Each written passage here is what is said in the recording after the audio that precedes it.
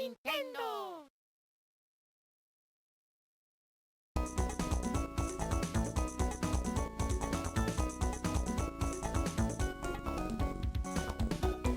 Well, good morning, good evening, good afternoon. The name's Defender, and welcome to Mario and Luigi Superstar Saga. Developed by AlphaDream and released for the Gameboy Advance, 2003. Mario and Luigi is the other Mario RPG franchise, of course standing aside Super Mario RPG and the Paper Mario series. However, for the longest time, it only made its home on Nintendo's portable systems, with this debut title, Superstar Saga. Yeah, I'm really looking forward to this. This is going to be a fun time. In fact, you know what? I don't even want to give... The intro's over. We're just going to get started.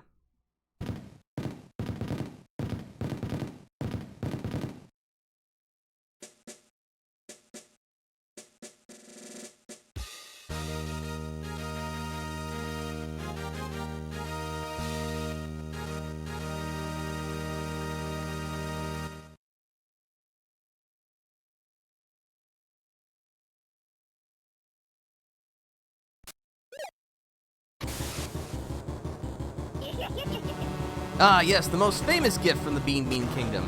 Torment! And lightning bolts. They're major exports, don't you know?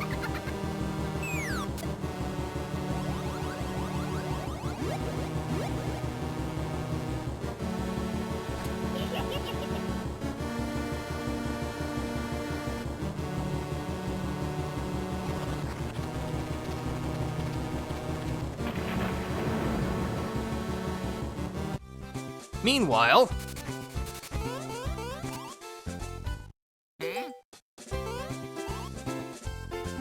No, can't say I have. Whoop!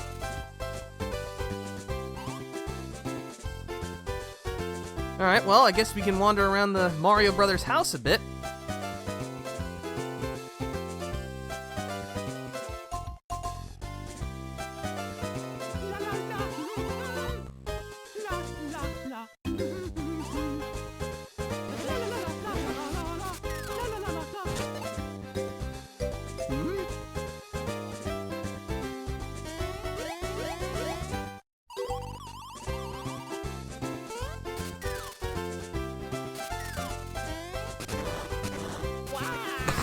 So yeah, as you can see, even with the other Mario RPG series, Mario & Luigi definitely leans the hardest on the humor, which I think really helps it stand out.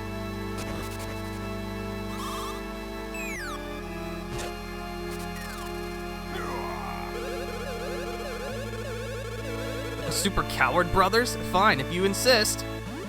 Let's go! Alright.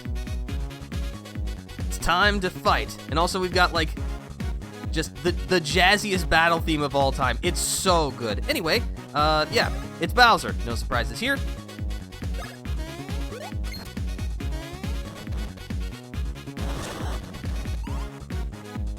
Can't you see I'm in the middle of something, Toad? Well, of course I didn't, but you know what? Just for the sake of convenience, let's have Toad teach us. But yeah, this game has action commands.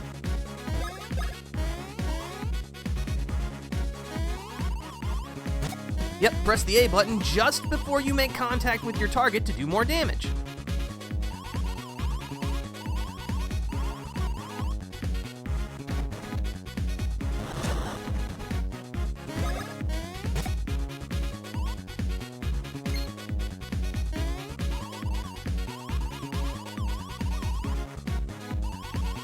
Yes, this tutorial introduces the main difference in the Mario & Luigi series. Evasion.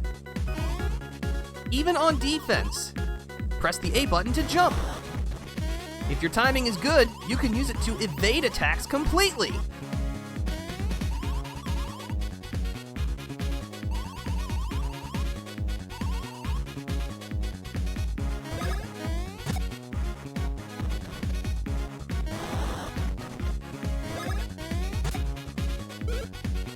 And we win. No surprises there.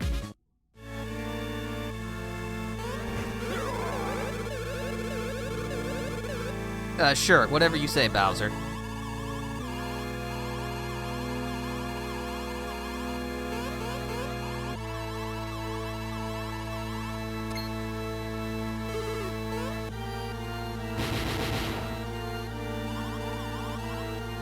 Yeah, that's one way to describe it.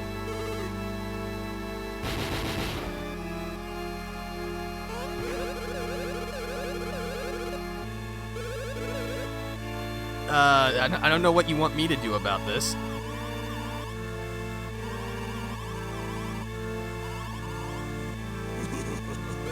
Alright, guess we're headed on a little, business trip.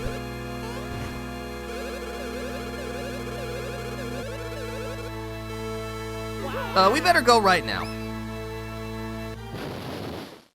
That's gonna take some renovation work.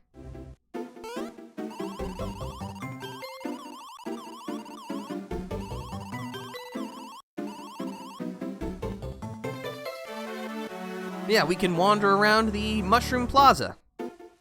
And if we try to go back home... Oh, we can't.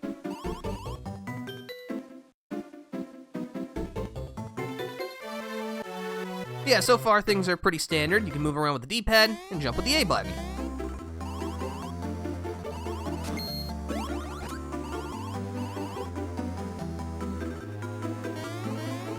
Of course, we got question mark blocks, which have treasure in them. We got a mushroom.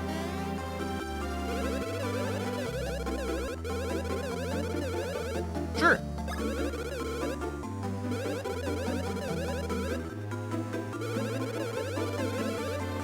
So yeah, the action icon, as you can see in the top right, the icon will change based on context. So if you're near someone, it'll change to a face and you can talk to that person.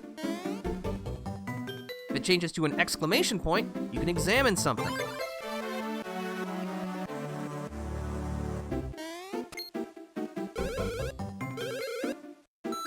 Got a 1-up mushroom.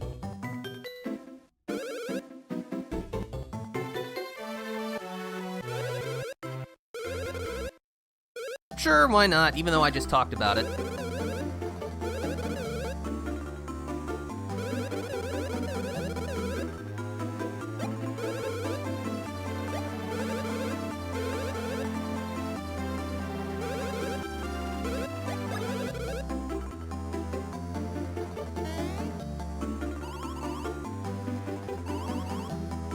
I mean, toads are not known for their jumping prowess.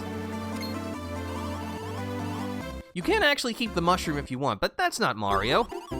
So if you say yes, you'll not only get to keep it, but you get a super mushroom with all your jumping and stuff.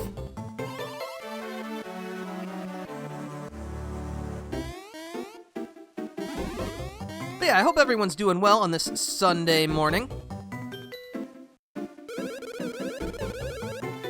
Ah, you're one of Bowser's crew. Sure do. He went that-a-way.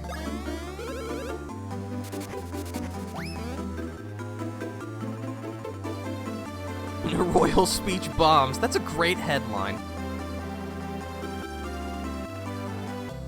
We'll stay to guard the home front. Hi, Luigi.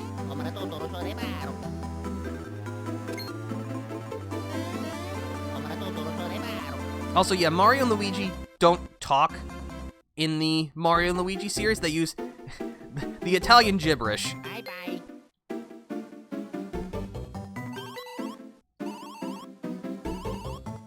Yeah, the save album is your save block. Use it to save your progress. Weirdly, the saving is kind of slow in this game. Like, just watch how long this takes. Yeah, I don't know what any of that's about.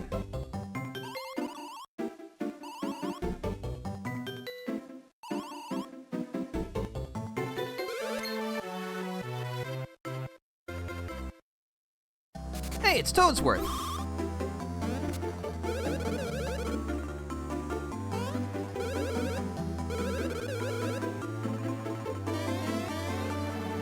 We got a suitcase. But yeah, this is our pause screen.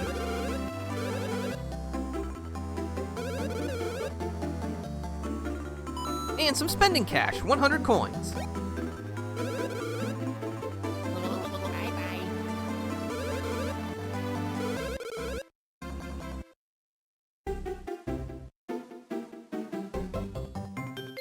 Funny how they made select the pause button in this game. It is kind of weird that, in retrospect. Also, hello, Mathlete. We're glad to have you here. Hope your Sunday's going well.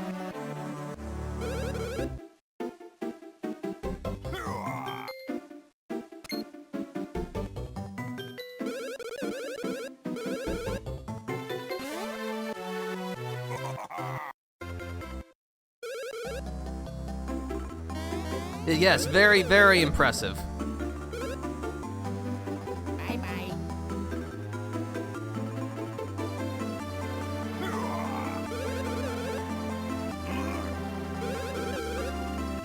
And thus begins the first of many indignities that Luigi will suffer in this game.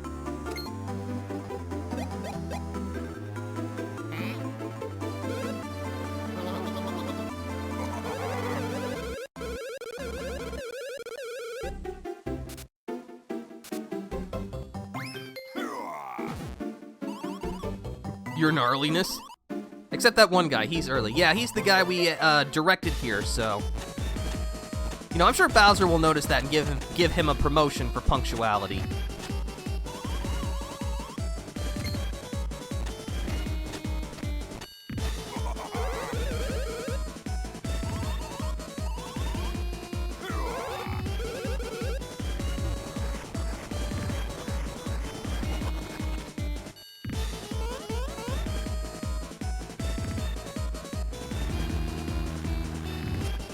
You tried your best, Luigi, but you can't outrun the Koopa Cruiser. The skies above the Mushroom Kingdom.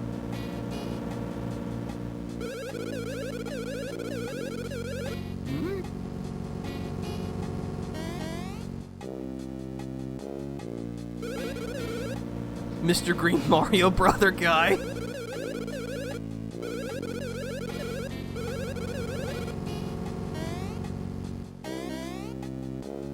Alright, well, we now have Luigi with us, and another save point. I like that each save album has its own specific name as to, like, designate where you are. I just think that's cool, because it's not normally something that a lot of games track. Because, again, it's not really something that's that important, but, again, it's just a nice touch.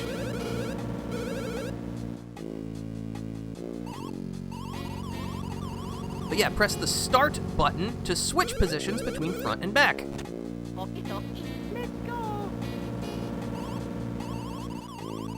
On the overworld, the A button controls whoever's in the front, and B controls whoever's in the back. Okie dokie. This is important because this is actually something that is only kept in this game. All future Mario and Luigi games will not have the ability to switch positions. Again, I think the switching is an interesting idea, and they do a lot of cool things with it, but I'm also in agreement that future games designating Mario as always using the A button and Luigi always using the B button was the right decision. Okie dokie. Let's go. So it's weird because if Luigi's in front, then Luigi uses A and Mario B. In my opinion, they should have kept Luigi B regardless. I agree. But again, this is the first game in the series, so they were still trying to find their footing. But this is a bros block. If you hit the block, it'll bounce to the next brother. Each time you hit it, it'll get a coin, so alternate between A and B as necessary. Let's see, let's check our suitcase. Yeah, we got a couple of things we can check. We got items. We also have key items and beans. This will be more important later. We also have equipment, so right now we can only equip pants. Mario has the work pants. Yahoo! Luigi has the work jeans. And we also have Bros Info, which lists our stats. Yahoo!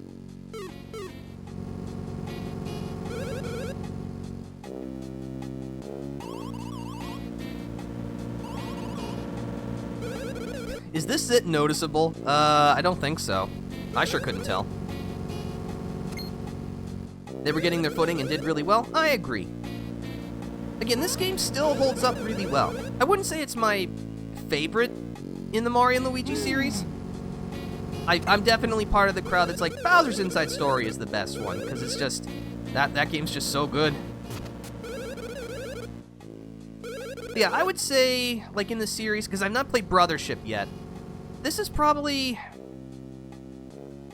maybe my second or third favorite.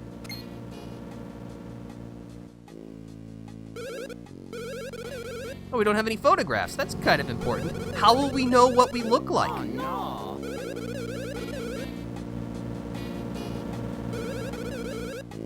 Oh yeah. Lucky.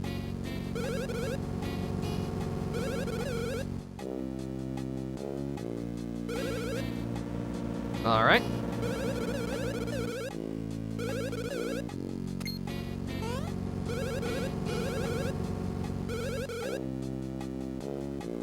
All right, I'll do it. I'll be a good photography subject. Yeah, you are allowed to use the D-pad to make a goofy face, and that will be what is on your passport. It should be noted, if you're unhappy with how your passport turns out, there is an opportunity to take another picture later. It's not necessary, but they do allow you to do it. I'd say this is my second favorite. Inside Story is number one. That's pretty much the general consensus that I've heard, and I agree with it. Also, this is the guy we helped out earlier. If you tell him to go that-a-way at the very start, and he's the first one on the Koopa Cruiser, he gives you a little reward. A one-up mushroom.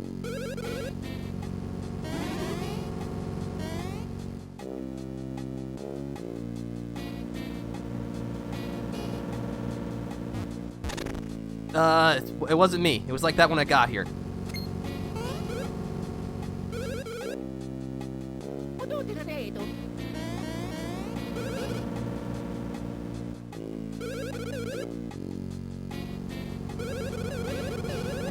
Also, I do apologize if the sound mixing is a little off. There's no, like, option to actually adjust the sound effects or anything like that, which is kind of a bummer, so hopefully I did the best that I could. Want to break the barrel? Sure, if you're allowing me wanton destruction, I'll take it. I like breaking stuff.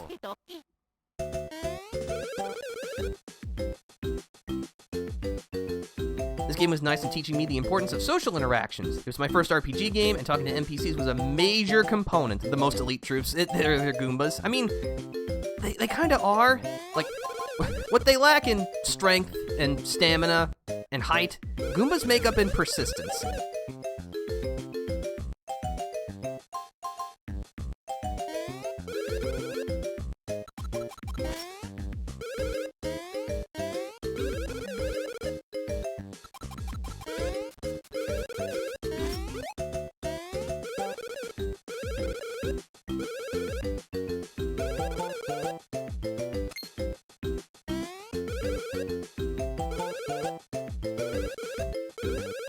But yeah, this fight will teach us about working together. So yeah, in combat, Mario always uses the A button, and Luigi always uses the B button, regardless of who's in the front when the fight begins. But yeah, this fight also introduces counterattacking. You can dodge every attack, but there are a lot of attacks you can counter if you get the timing right. We got some experience points. So yeah, unlike in the Paper Mario series, you don't gain like a level every time you get 100 points. Instead, it's a more traditional experience system. You get enough points, you level up. Maybe they're elite in rank, but definitely not in power. I agree. Maybe Goombas just are only high rank because they have seniority.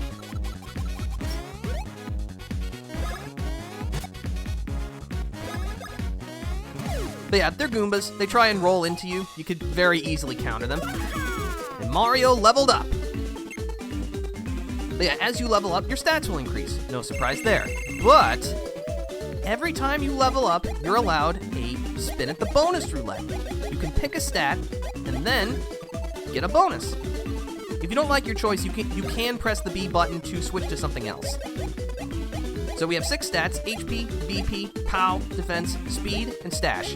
HP is your hit points, they represent your health. BP are brothers points. We will use these later. POW is your strength, you deal more damage. Defense is your defense, you take less damage. Speed affects turn order. And stash is basically your luck stat. It affects the odds of lucky hits, as well as another mechanic we'll show later. Let's just start with a good old HP bonus. Unlike later games, you can't really time the roulette, because the roulette will continue to spin after you push the button. And yeah, there's really no value in, like, trying to make sure you always get the maximum spin on the bonus wheel in this game. So don't worry about it too much if some of your bonuses are just 1 point.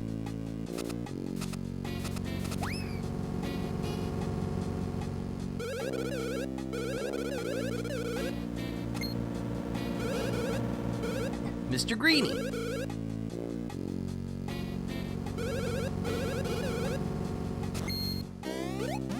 But yeah, just like in Paper Mario, you can get burst attacks.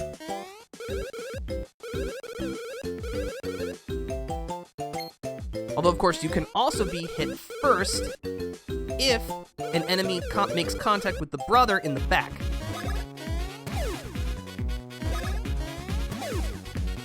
Easy peasy. Luigi leveled up.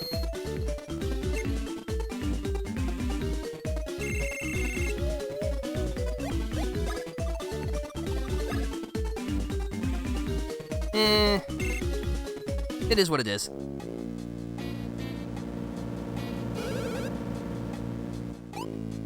But yeah, as Mathlete had actually mentioned earlier, Mario and Luigi start out slightly different in terms of their statistics. Mario is a bit faster and stronger, while Luigi is a bit sturdier.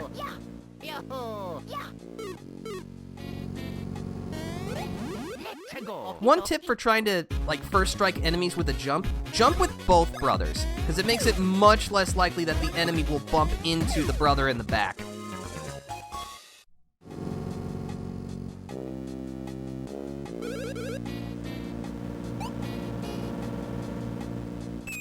Alright, now apparently we're all set.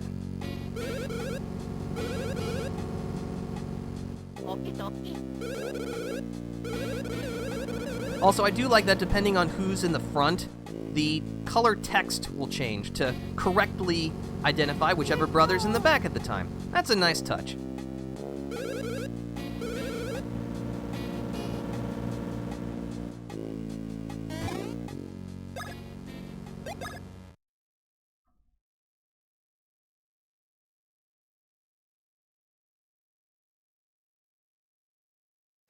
Now we got these nice photographs.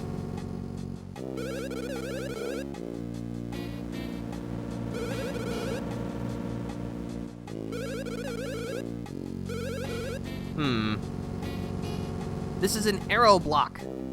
Hitting these will cause effects to happen.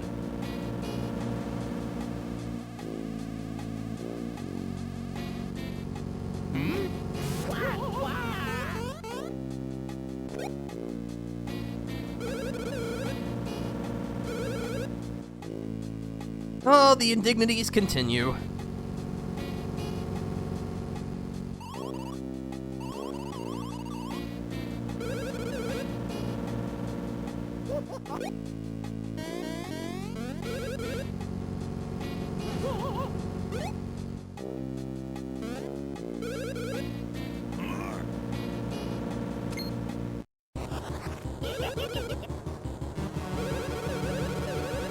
The Great Cacletta in 100 million years.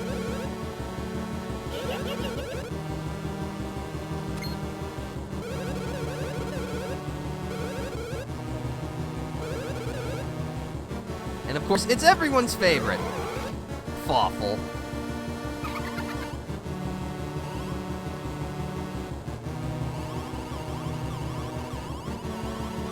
Then you are idiots of foolishness.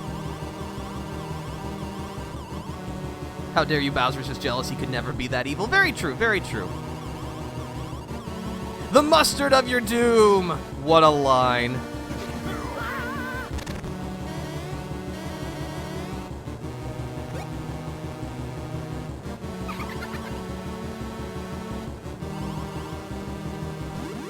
go. So this is our first boss fight? Yeah, let's go with that. It's Fawful.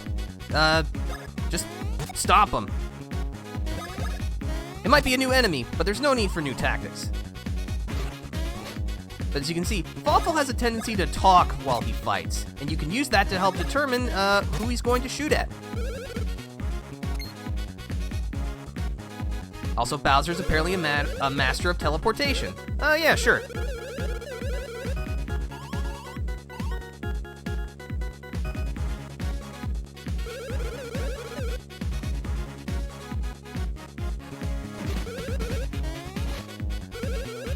Yeah, all enemies have a tell in their attacks, which will help you indicate who they're targeting. So here's targeting Luigi. There's also another tell, actually. The, mouth part of the helmet will spin if it targets Luigi. It will not spin if it's targeting Mario.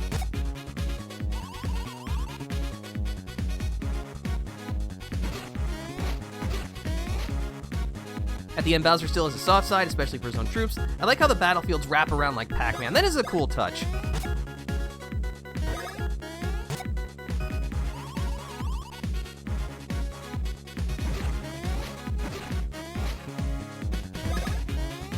Yeah, after enough damage, the headgear will be destroyed, and Fawful will basically just turn into a Goomba.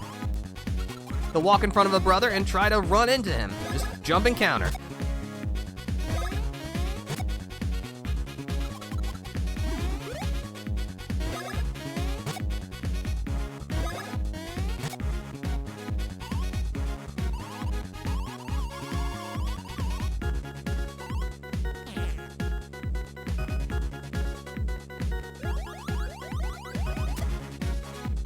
I have Fury!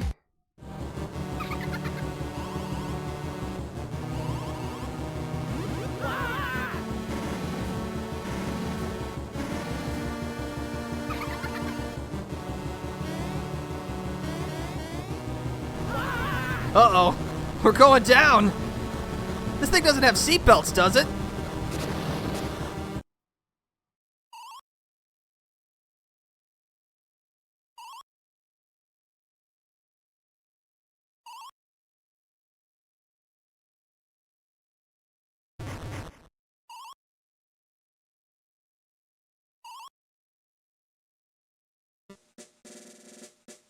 The Beanbean Borderland.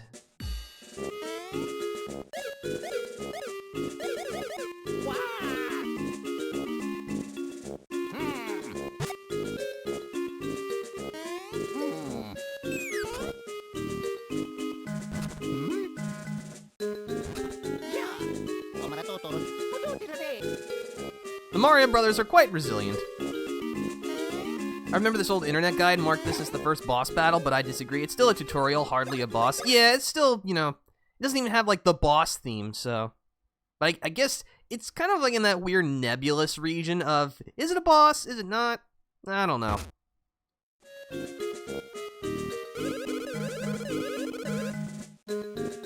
You haven't finished paying it off. That's what you're worried about right now?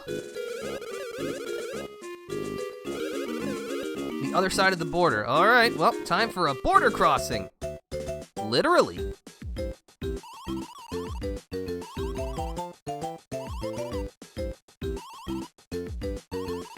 Oh, yeah.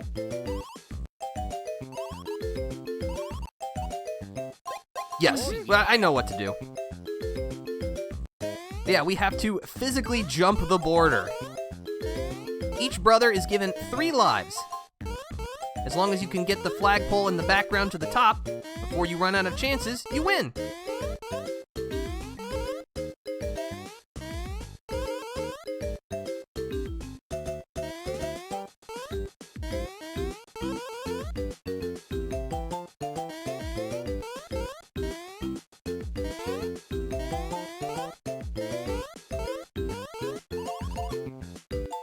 We win! And based on how many lives you have left, you get more points and more fireworks. They don't actually mean anything, it's just cool. It still makes me feel good, though.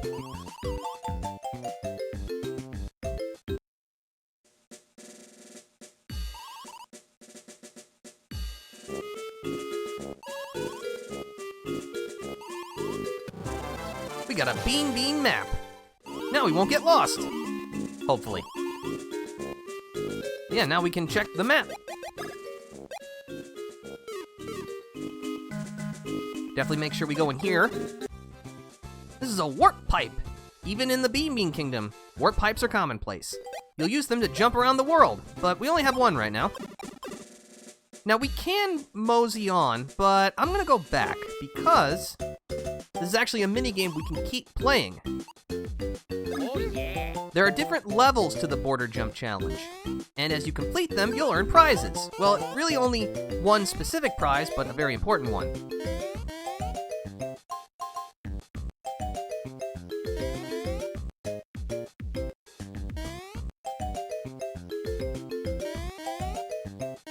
As you can see, Border Jump Challenge 2 is more about the fake outs.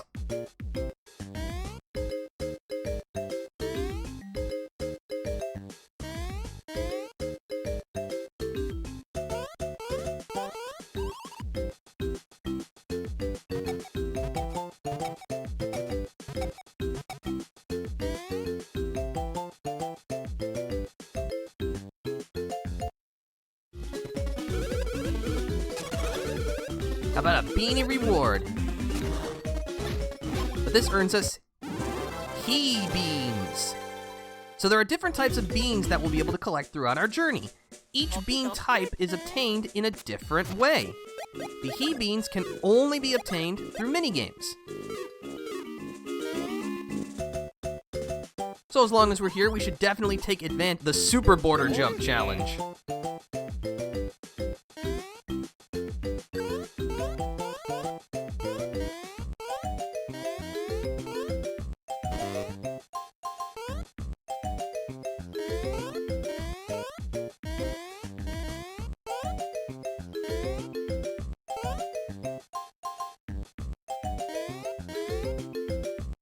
As you can see, this one gets all twisty and turny.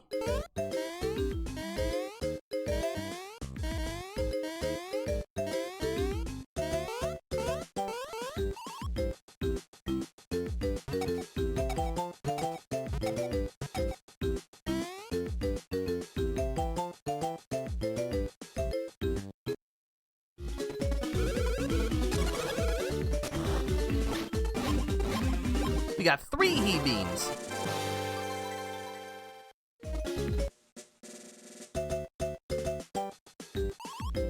Super Border Jump Sunshine. Starting to pick up on a trend here with these names.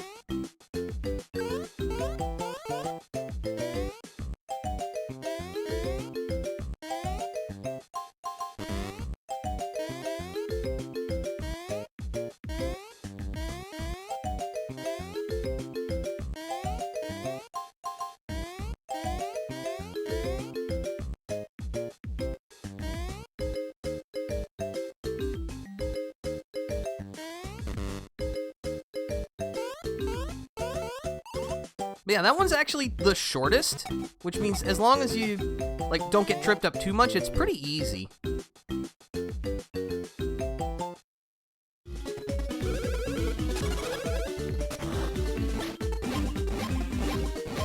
That one gave us 5 beans. We'll need as many beans as we can get our hands on. There is actually one more level to this, not this, but if you say no, complete border jump, which combines all 4 stages together.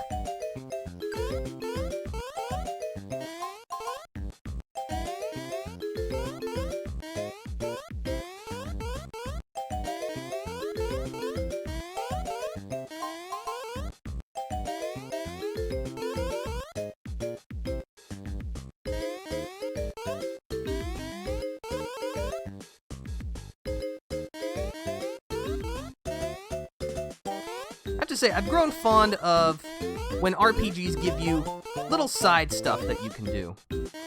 Because I played a lot of Xenoblade Chronicles X recently, and I found it honestly kind of draining to play through, just because there's no, like, things to take the edge off. You know, it's just the story and the combat, which normally I kind of like that focus, but it's just there's nothing to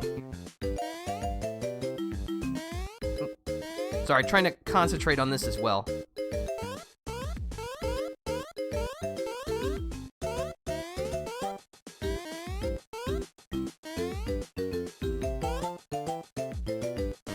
Oops, that's not good.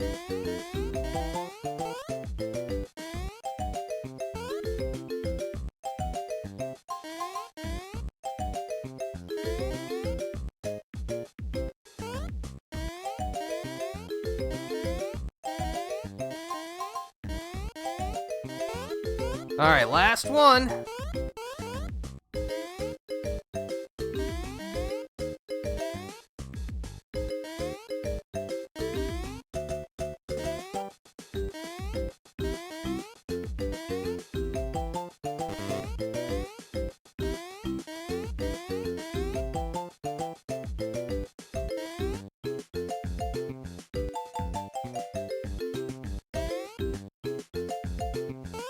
Phew, that was close.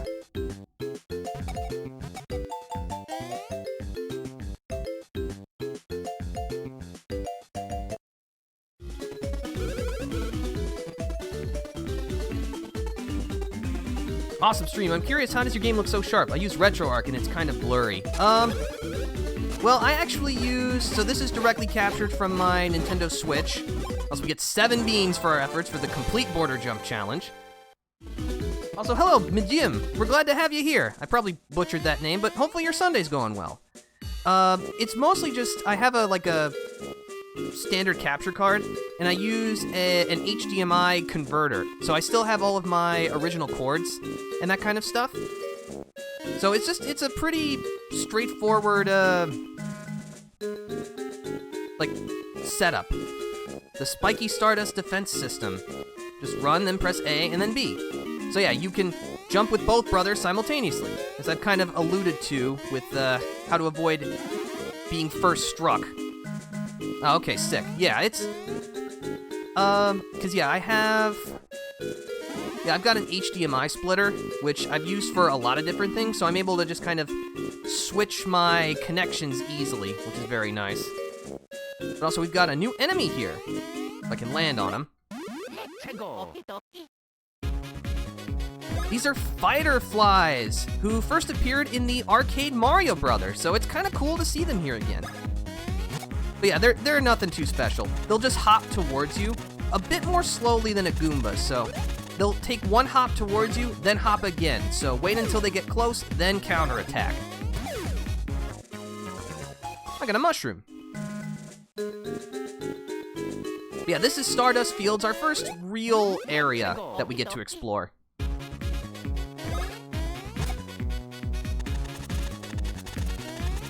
But yeah, I don't use RetroArch.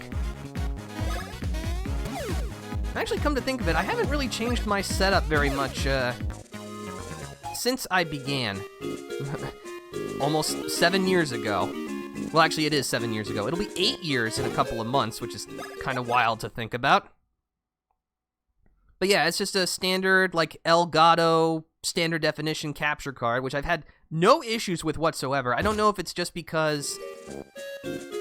I'm not really sure, because I know a lot of my other streamer friends definitely have trouble with equipment from time to time. I've never had to replace anything yet. I will have to at some point, because, technology breaks down, but so far I haven't seen any real issues, which has been extremely nice.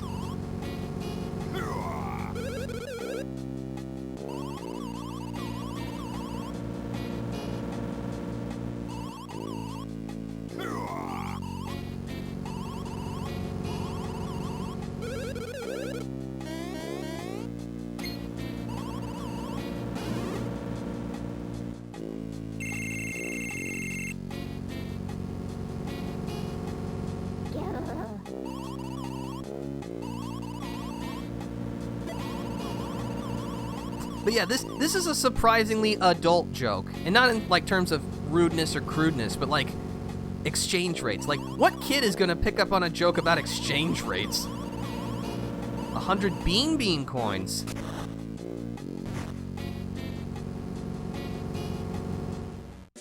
But yep, we're now broke. But now apparently we'll have the correct currency, although that does lead me to a question, because technically, we've been in the Beanbean Kingdom since we jumped the border. Shouldn't, like, the couple of enemies we fought along the way counted as Beanbean coins? It's just a minor thing. More easily jumped defenses, and more enemies to fight.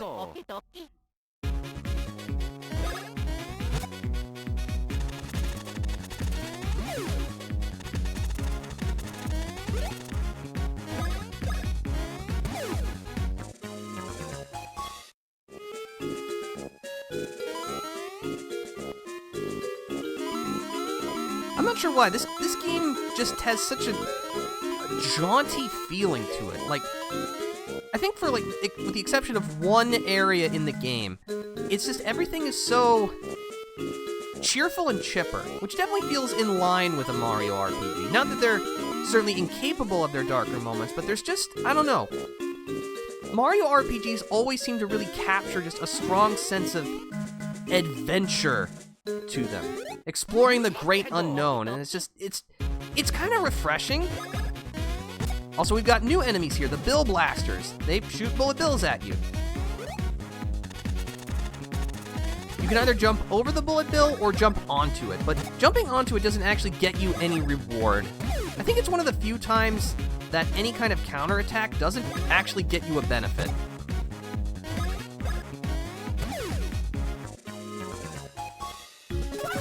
Mario's now level 3.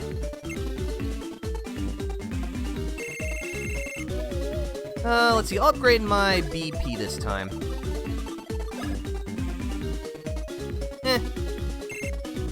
It is what it is. Did I already fight this guy? Oh no. No, I found him though. So yeah, unfortunately, because he bumped into Luigi, he's now on his backside, and Luigi will be unable to act until he gets hit, or it becomes his turn.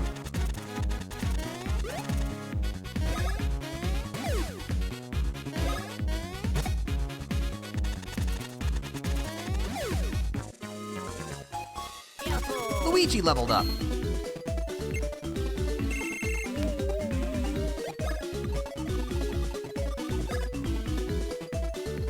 All right. Really, I'm grateful if I get any upgrade to a bonus spin that isn't just one, because just getting one feels sad. These are bike pads. Jump on top of them, hold the direction you want to go, and then, using the bottom brothers button, just keep alternating.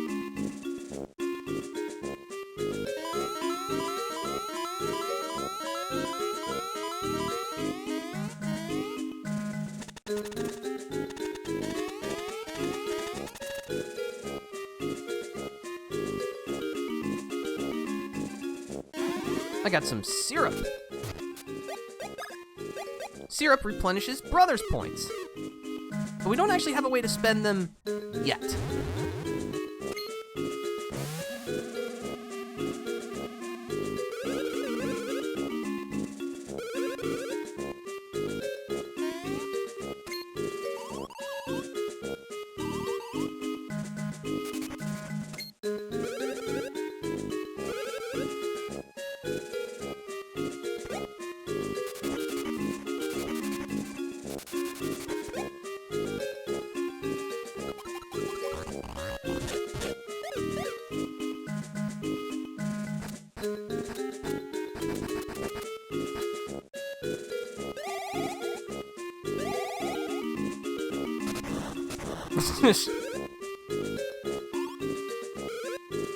Obtain autographs, stat.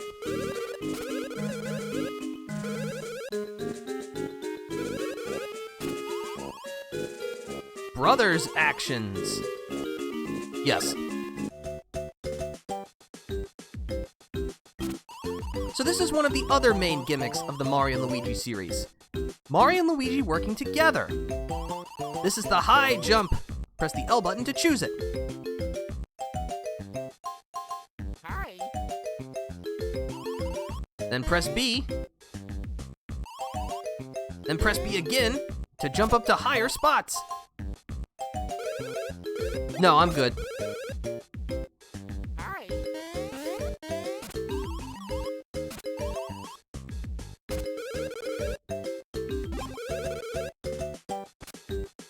This is the second command we're learning, the spin jump.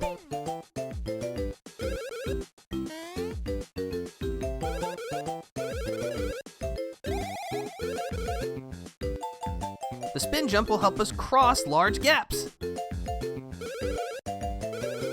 Nope. So yeah, put Mario in the back, press L to switch, B to stand, then B, then use the control pad to move.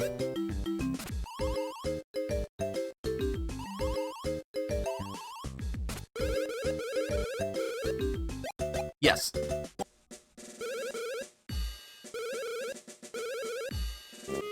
Alright, get to the flag. I can manage that.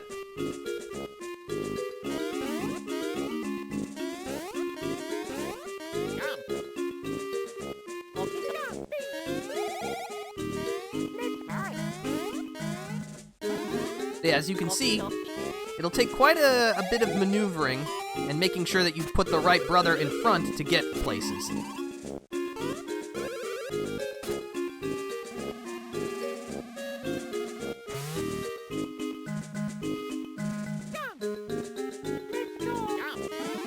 Got another syrup for our troubles.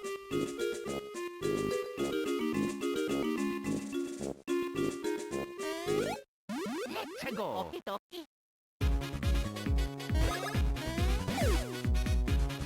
But here's a question for you in the audience. What was your first Mario and Luigi game? I am one of those people who started at the very beginning with Superstar Saga. I still remember playing it on my Gameboy Advance SP.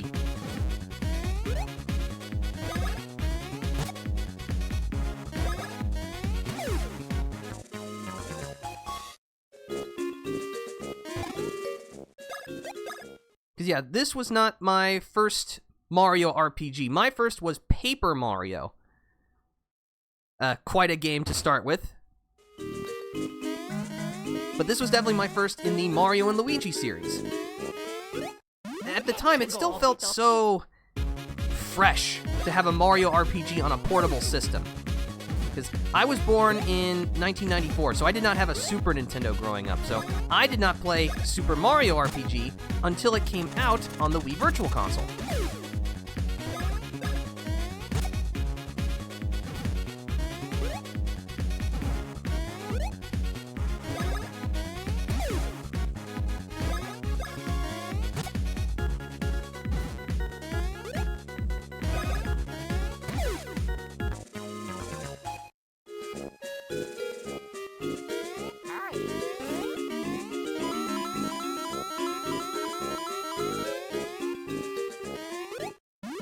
Let's go.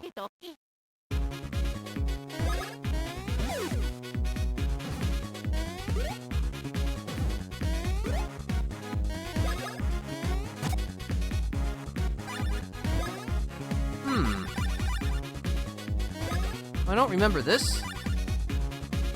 We have access to this already? Huh, I must be misremembering. I thought they disabled the ability to use Bros actions until the game taught us about them. You know what, just for the sake of maintaining some consistency, we'll wait until the game talks about them, then I can properly tutorialize them. I don't remember that part, that's kinda cool.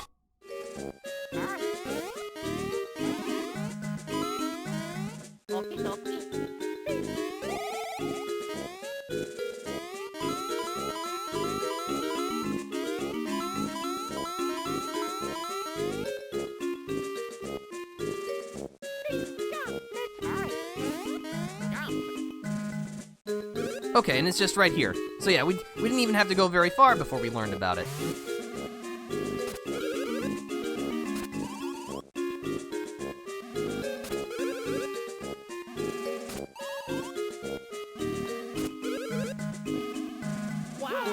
That is a lot of fireflies.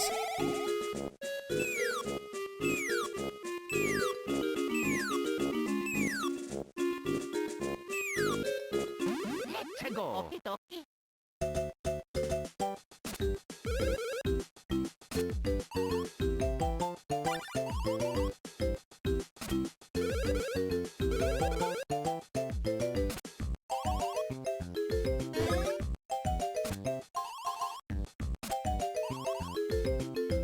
Splash Brothers.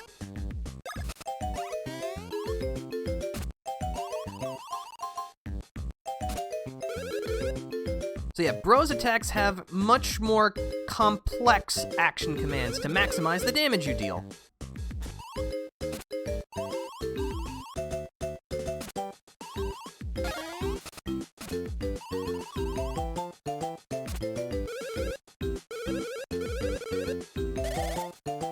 So B, then A.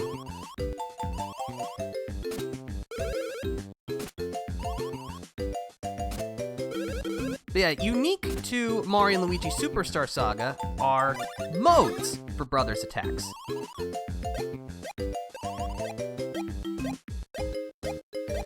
The higher the number, the more difficult the commands will be to execute, but the bigger the payoff will be.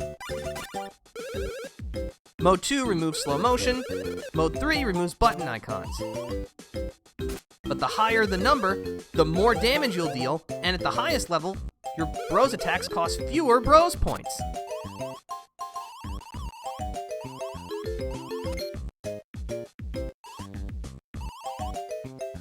Yeah, this is what Bros points are for. They basically work as your magic equivalent. You have to spend them to use Bros attacks.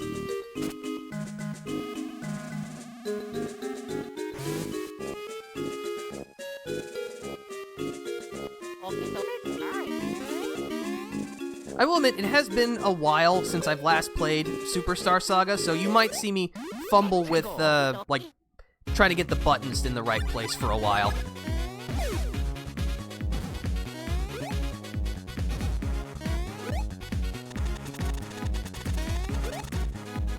I never understood the point of Mode 2. I feel like you'd remember the buttons before you get the timing down, so you go straight to Mode 3. Because, yeah, the Mode 2 just removes slow motion, and then Mode 3 removes the button prompts, but Mario and Luigi will still flash their colors to indicate, like, oh, you should push the A or B button here, so it's not much of a difference. Yeah, especially with that, I think the training wheels actually hinder you. There's really no reason to not just go to Mode 3 and then just start practicing.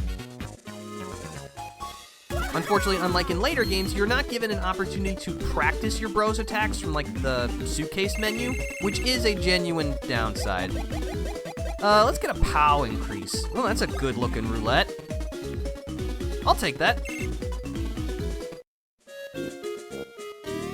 But yeah, you'll probably see me go for a very balanced approach with my stat rolls.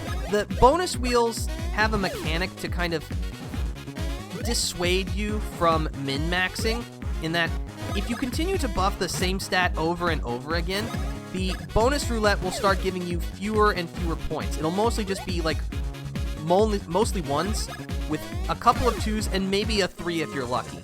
But if you choose a stat that you have not done a bonus roll for in a while, or one that is significantly lower than the others, your roulette becomes better. You'll be more likely to get like 3 or even 4 or 5 bonus points.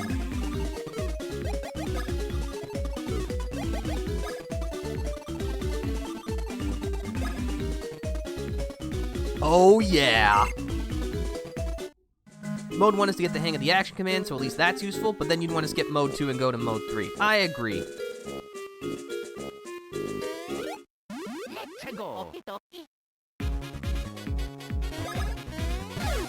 Oh, nice lucky hit.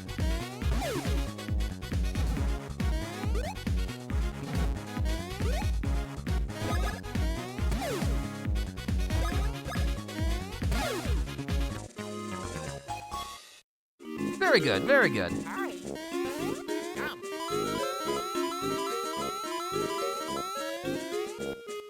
See, I don't think there was anything else along the upper path I missed. I don't think so. It's like you could use the spin jump to cross these gaps, but then you miss out on all the fighting. And if you've been with me for a while, you know that in RPGs, I love to fight stuff. And it's especially nice here because battles are so snappy. I definitely can't say that Superstar Saga is a particularly difficult game, but just because everything is so action dependent and everything moves so quickly, I'm not that bothered by it. It's just fun to fight stuff in this game.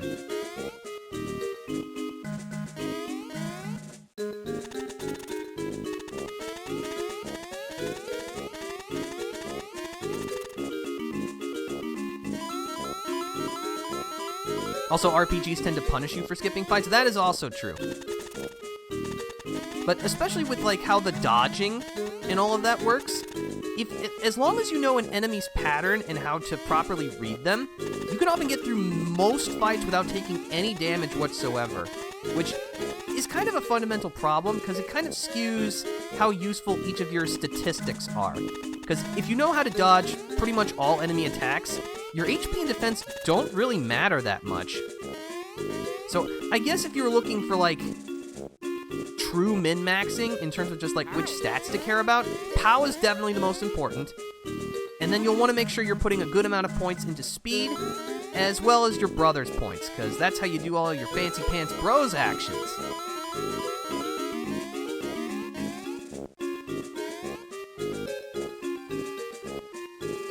Let's see, this just brings us back here. I think there was something more along the bottom path. Well, actually, no, this just takes us back to here. And then we loop here. Let me double check as long as we're here. It doesn't take too long. And we got that. Oh yeah, there is a block up here.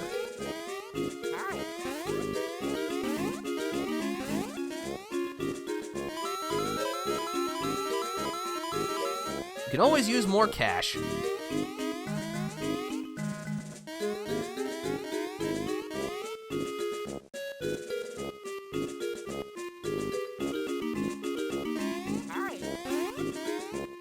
I definitely like that the song here in Stardust Fields has a very military kind of rhythm to it, which makes sense, especially with the general star shades.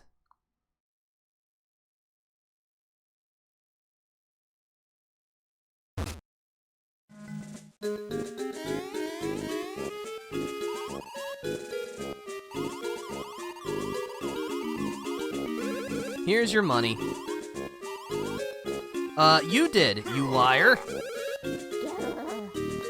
Apparently there are exactly 100 coins in this area you can get without fighting enemies, so that's useful for low-level runs. Oh, that is cool to know. Clearly you don't know who we are. We're the Mario Brothers. Yeah, this is our first actual boss, Tolstar. He's relatively easy, so we're just gonna go into Splash Brothers. Work together to stomp an enemy for huge damage. Your action commands are: press A when Mario bounces on Luigi, press B, then press A when you collide. Tolstar will throw spiked balls at you. What he'll mention later that if you check which arm that he's throwing with, it'll determine which brother he's aiming at. Luigi's Bros action is Bounce Brothers, jump off Mario. The action command is the reverse of Splash Brothers. Press B in the air, then A, then B. I kind of messed up the timing.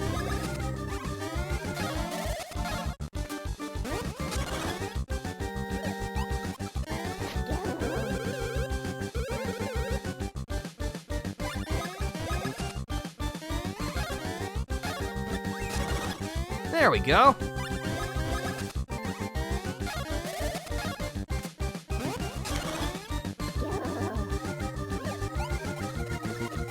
Once Tolstar's HP gets low enough, he'll start to occasionally bounce the spike balls he throws at you. If he says, "Nyeh," before he throws, it'll bounce. As long as you don't jump, you won't get hurt.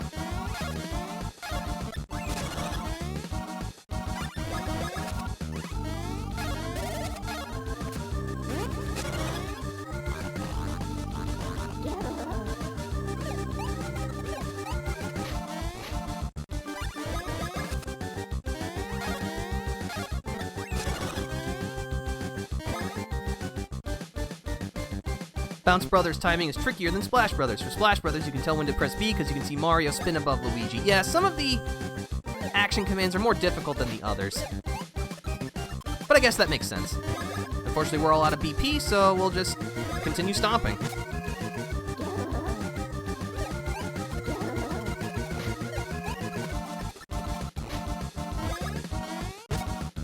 Alright, we win. We got a 1-up mushroom, and we got our cash back. And a level up! In Bounce Brothers, Luigi is off-screen during the second action command. Yeah, and the, input for Mario is surprisingly quick.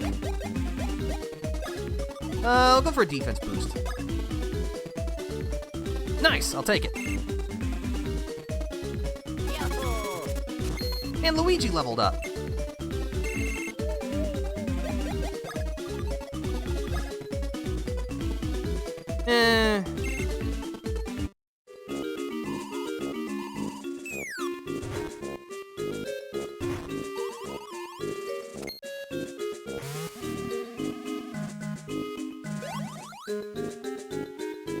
Oh no!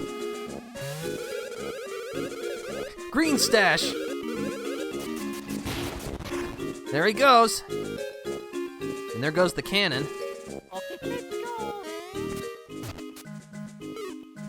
Thankfully, after most boss fights, you do get a refresh, which replenishes your HP and BP.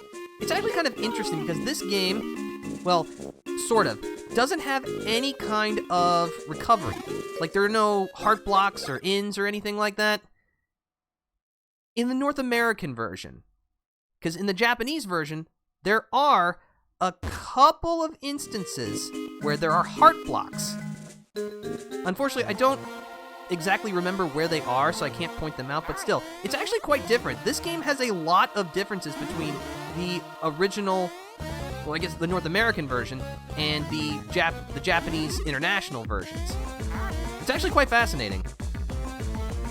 It's funny that this game came out in North America first. It is. I don't think it was very long, like in terms of how much time, but still, they made a lot of changes. If you've played through this game before, I definitely think it's worthwhile to play through the Japanese and international version.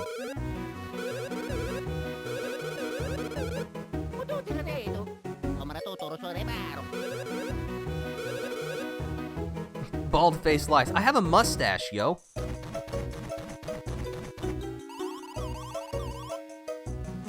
Thankfully, Tolstar is here to back us up.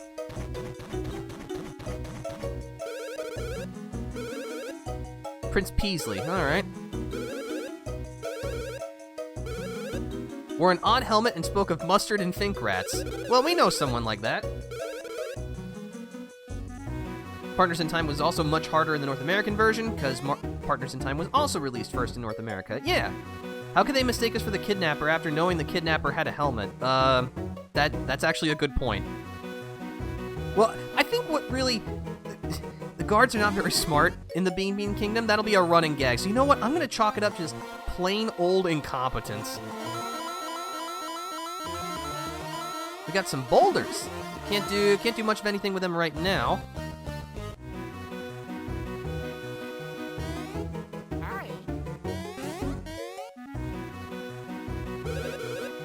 Hoo Hoo Village. And yes, you'll notice that most of the area names have some joke on laughter.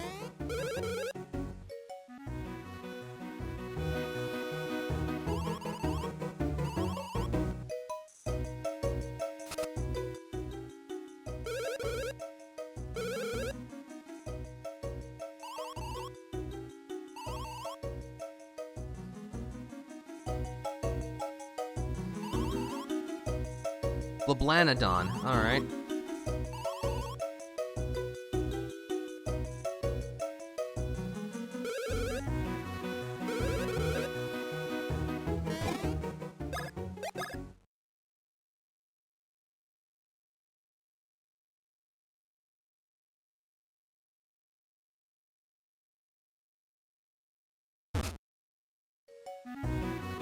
But yeah, this is just a nice little mountain town.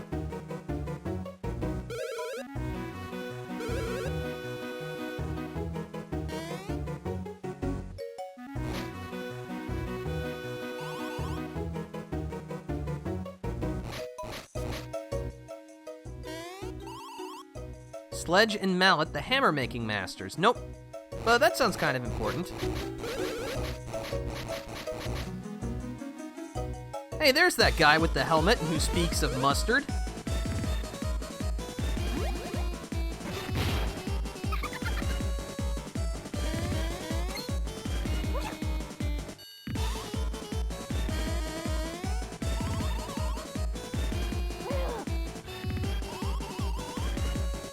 Smearing the butter of her next tasty plan.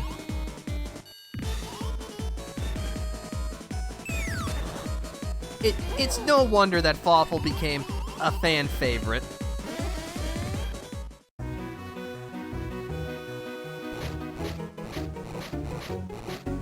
But yeah, I guess we can't head down the mountain, so we'll have to head on up it.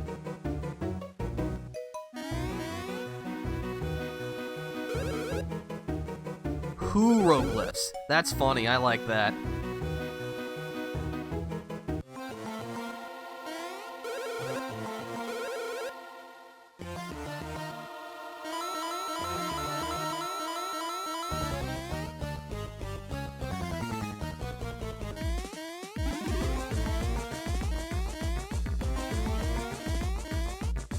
Use the spin jump just for a little bit of safety.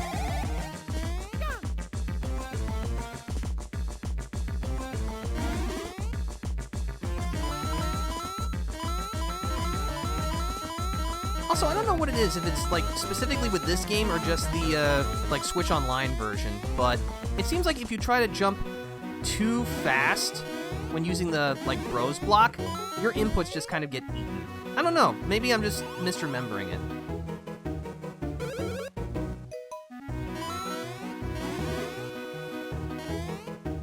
Beware of overhydration. If overdrinking symptoms appear, stomp on the victim's head.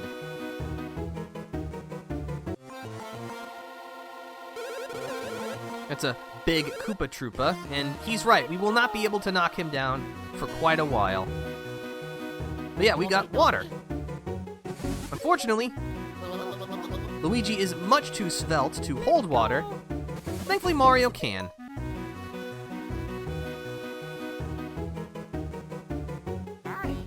Then we can use the high jump for a spray attack.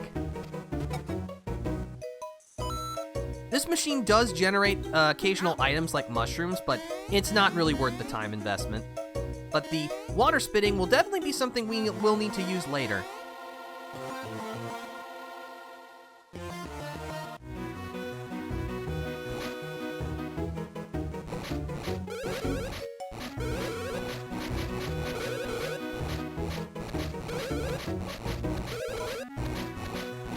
So yeah, they definitely want us to talk to people, including these guys, Mallet and Sledge.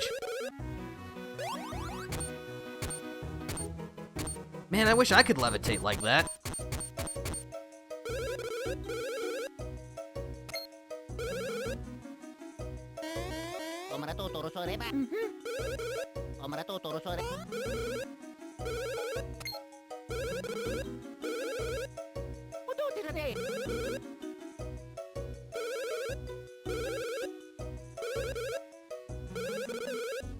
Hoo-hoo blocks.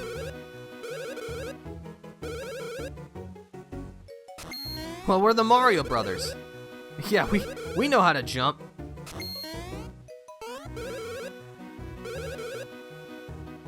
I kind of like the idea that, like, Mario and Luigi's jumps are like their signatures. Like, if they need to prove who they are, they don't need to, like, you know, sign anything, or, like, have any identification. They just need to jump really good. Yeah, this is Hoo-Hoo Mountain. And it's quite a hike to get to the top. We've also got new enemies, these goofy little guys. These are beanies. Beanies are essentially the Goomba equivalent of the Beanbean Kingdom. You know, not much HP, not very strong. You can take them out.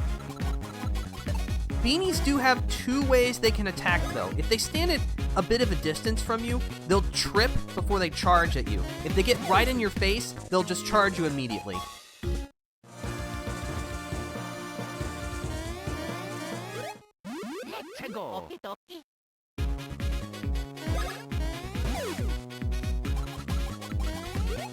But thankfully, because we're the mighty Mario Brothers, they're no problem whatsoever.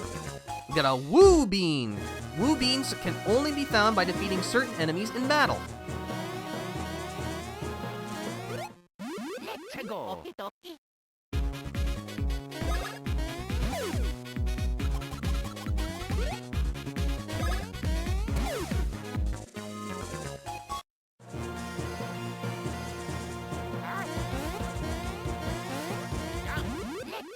Thankfully, he did not hit Luigi.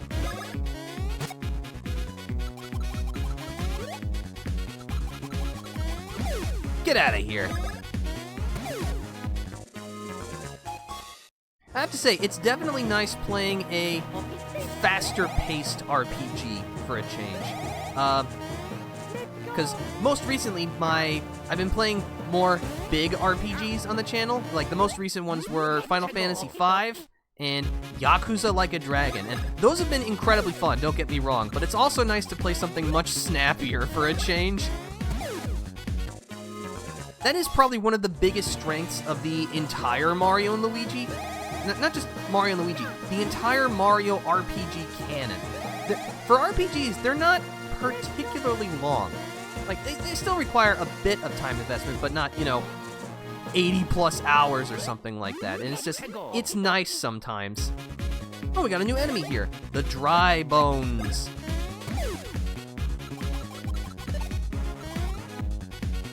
Dry Bones will fling their head at you. Depending on how they spin it, will determine which brother they're attacking. If the head spins, like, clockwise in that style, it'll aim at Luigi. And it's dead. Well, I mean, it was already dead, but now it's out of commission. If the head spins, I don't know, if it spins like a top, then he's aiming at Mario.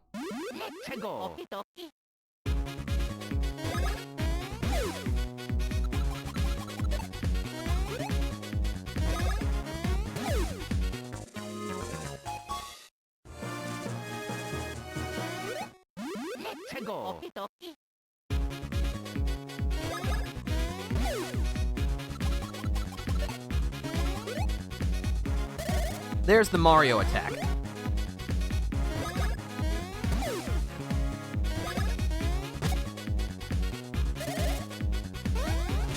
Ow.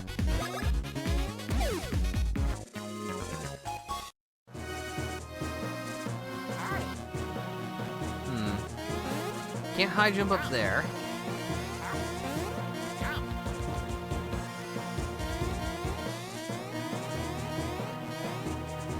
Whirlwind warning. If you have faith in your spin, step into the wind. So yeah, the whirlwinds allow us to spin jump much further.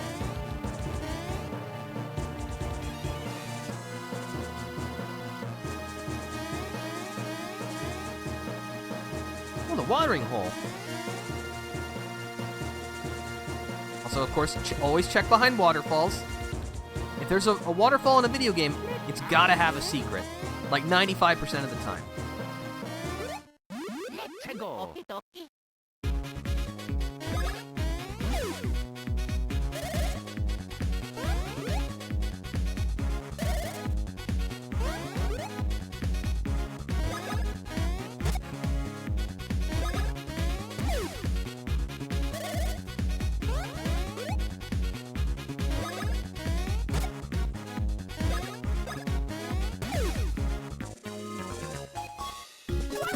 Mario's now level 6. Let's see, upgraded my defense last time, so it's time for a speed boost. Ooh, look at that roulette. Still got a 1 somehow. Oh well.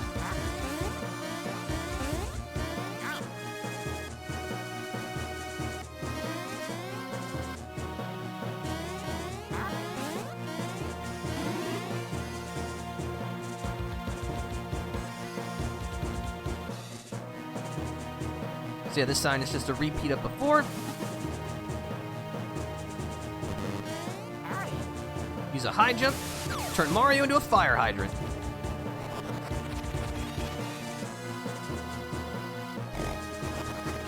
And that generates a whirlwind for us.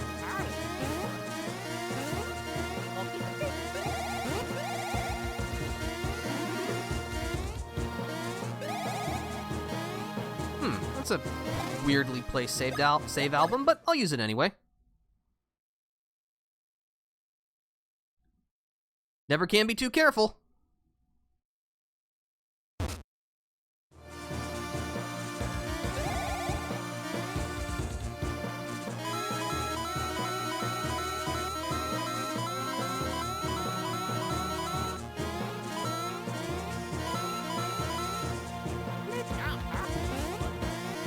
But yeah, I have to say, as it has been a while since I've played this, I'm not entirely sure, like, how many sessions it's going to take me to get through this game. Definitely not as much as Yakuza Like a Dragon, because I think we were at, what, 21 by the end of it?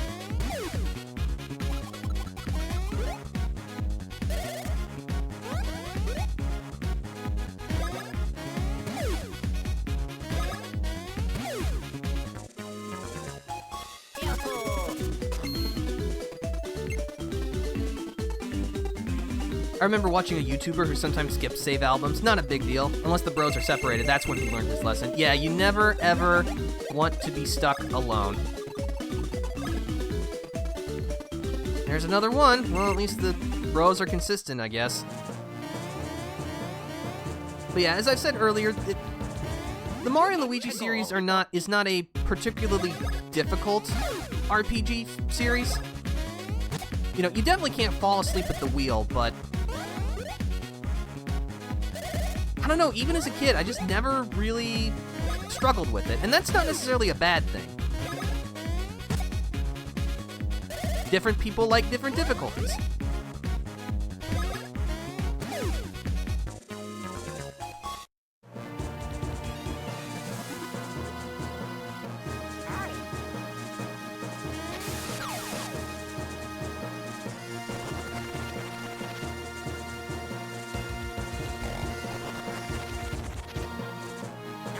Let's see, let's stick on the ground floor for now. We got some enemies, we gotta fight them.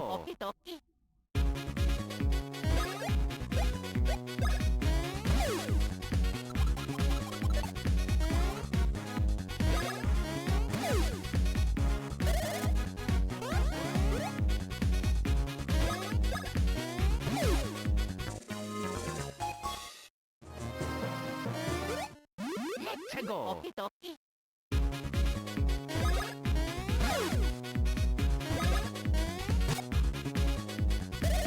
I'm not sure why, but somehow, like, having lower overall damage numbers just makes things feel more impactful. Like, that was only 12 damage. In most other RPGs, that wouldn't be anything, but here, it felt really powerful.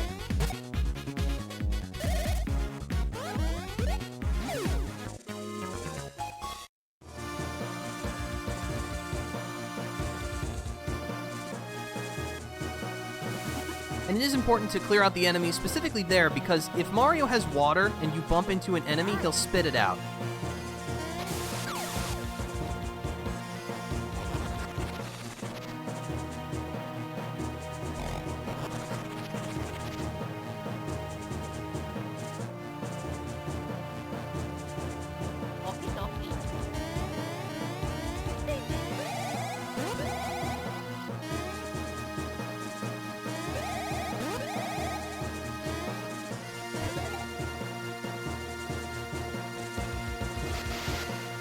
And that gets the water flowing over there.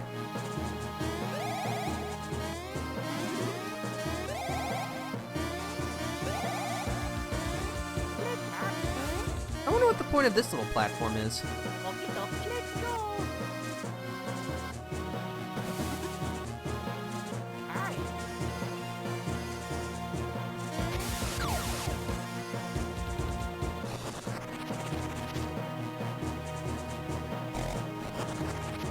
Alright, that'll help us cross this gap. But not before we fight these dry bones.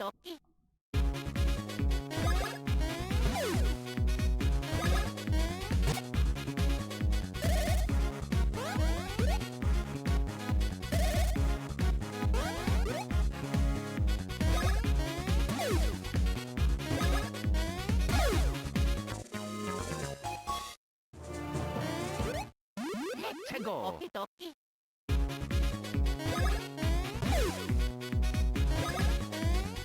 Oh great, Luigi, you're now fast enough to outpace a skeleton. Aren't you proud of yourself?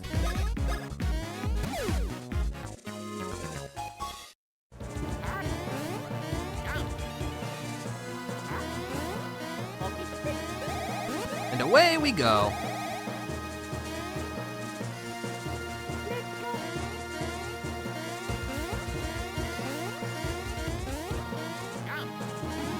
Got a one-up mushroom and some cash.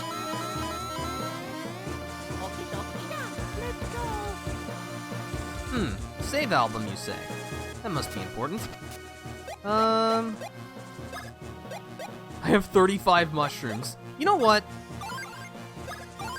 Might as well use them. Because, yeah, I definitely just need to make sure. Like, again, not that difficult, but if I have 35 mushrooms, I might as well use them. I've definitely noticed, like, in the past couple of years, I've gotten much better about actually using my items instead of suffering from Mega Elixir syndrome, where it's like, oh, look at the 89 mushrooms that I have. But still, I'm gonna collect too many of them because they're everywhere. You are Huhuros. Sure, I'm feeling confident. So yeah, now we need to avoid falling off, so we'll need to use the spin jump.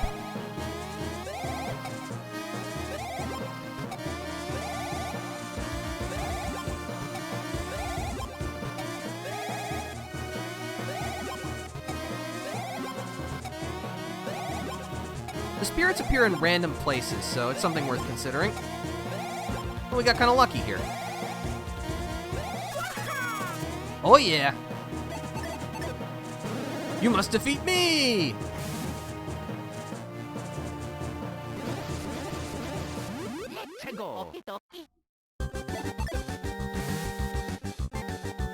This is the ancient weapon Huhuros, and this one has actually a bit of a trick to it. Also, if you want a shortcut, you can press the L button to cancel whatever action you have, instead of having to physically move the D-pad back to the back button. So the trick is, if you destroy the pillar that Huhuros is under, it will move to the other one. But if there's no pillar in the other spot,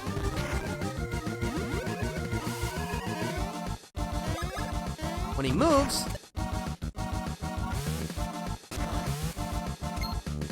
you'll still be able to attack him. Huhuros will fire a sweeping laser across the ground, while the pillars will fire a laser at the brother directly in front of them.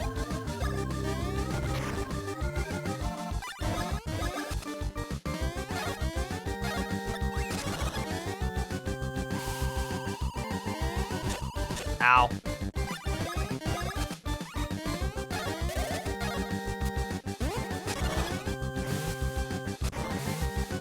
Nice try, guy.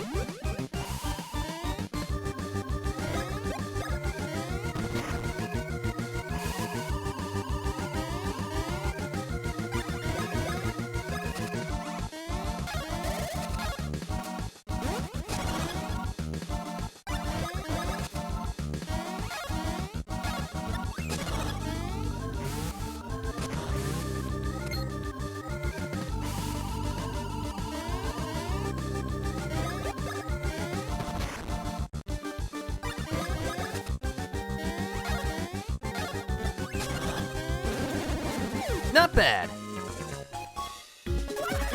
Mario's now level 7. You know what? Let's improve our stash. Oh. Oh well.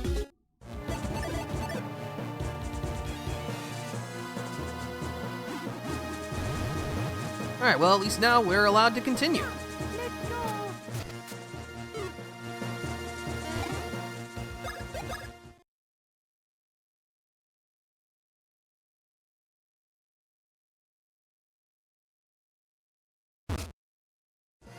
Again, not entirely sure why it takes so long to save from time to time, but it's not that big a deal.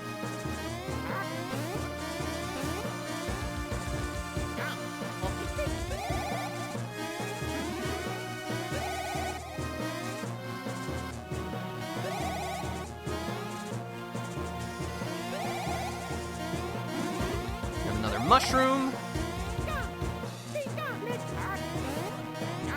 Onwards and upwards. Now that fountain's running.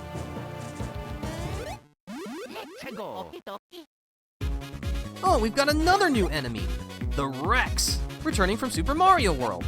And just like in Super Mario World, they're actually quite tall. As you land jump attacks on them, they'll actually shrink.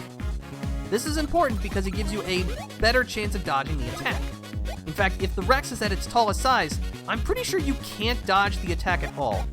Rexes have two sizes, or three sizes, full, half, and tiny. And of course, when they're tiny, it makes it the easiest to dodge, if your reflexes are good enough.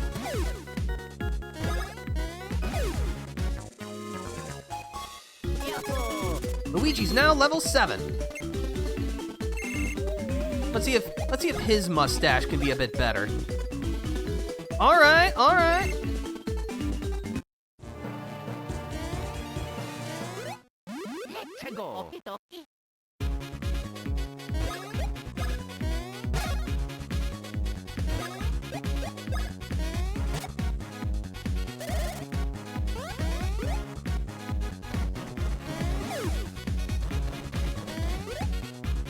There we go, that's better.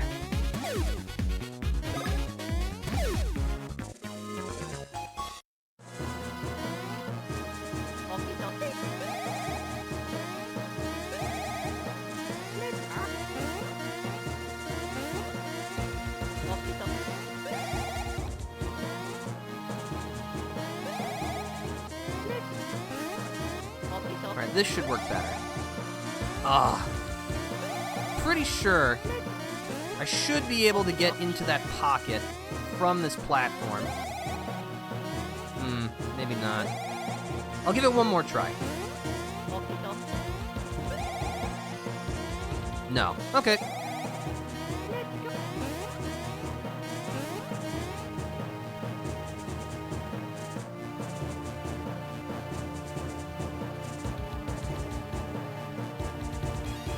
Fill her up.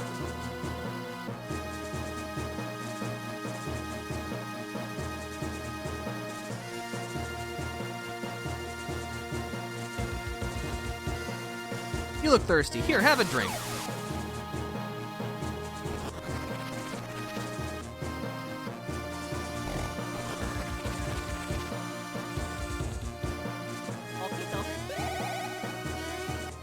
Speaking of which, that was a good time for a quick hydration break. Alright, now we can get in.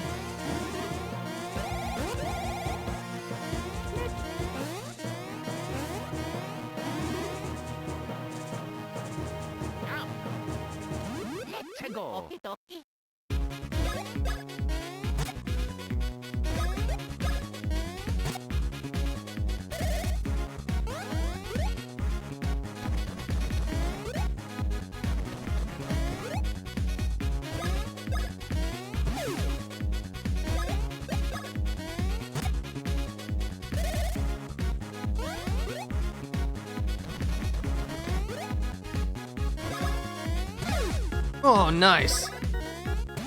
Just a big 12 damage right there.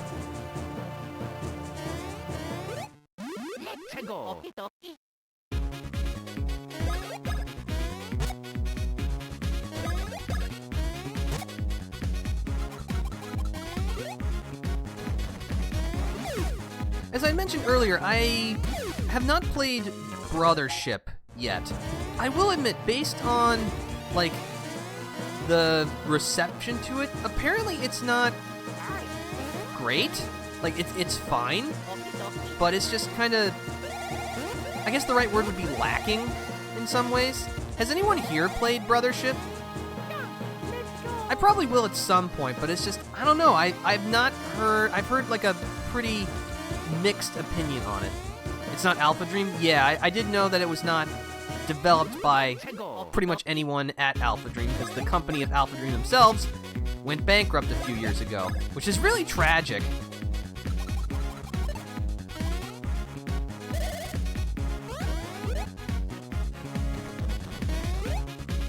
This is the last original Mario and Luigi game before Brothership was, what, it was Paper Jam, but that was in 2015? I think that's right.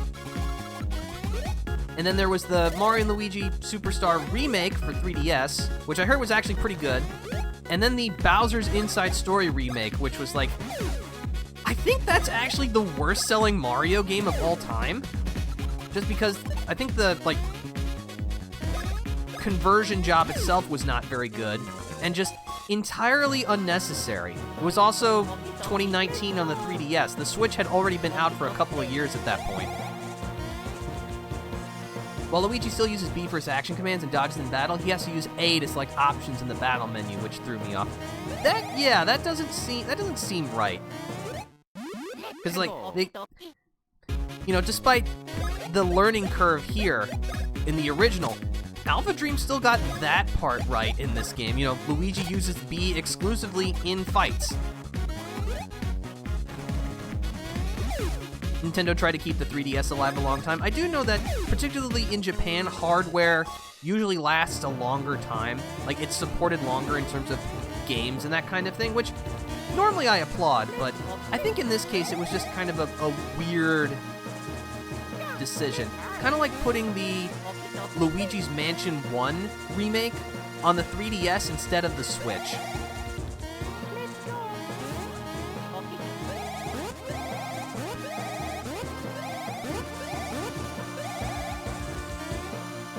Summon ahead. Beware of excessive whirlwind spinning.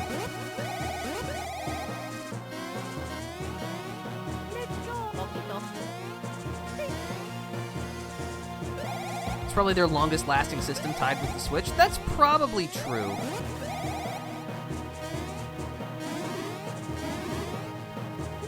But yeah, especially with the existence of the Switch, I'm wondering if we'll ever see something like the DS or 3DS ever again. Because the Switch kind of exists in that market space now. Also, yeah, this is a nice telescope with which you can use to see the entirety of the Beanbean Kingdom, which is cool. I like that. Not to mention some third-party developers will still likely release Switch 1 games as opposed to Switch 2 exclusives. Yeah, because I think the recent Raito Remastered is being released on both Switch 1 and Switch 2. Or is that... It was PS4 and PS5. I don't know. So Switch 1 might still last longer. Because, yeah, it was the Direct earlier this year that, like, games like the Tomodachi Life sequel are still coming to the original Nintendo Switch. So at least right now, there are still games planned to come out on the original Switch.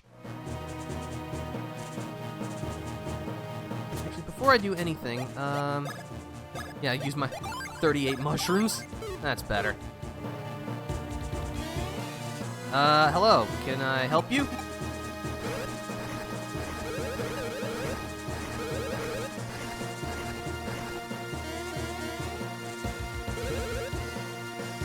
So you're Bablanodon.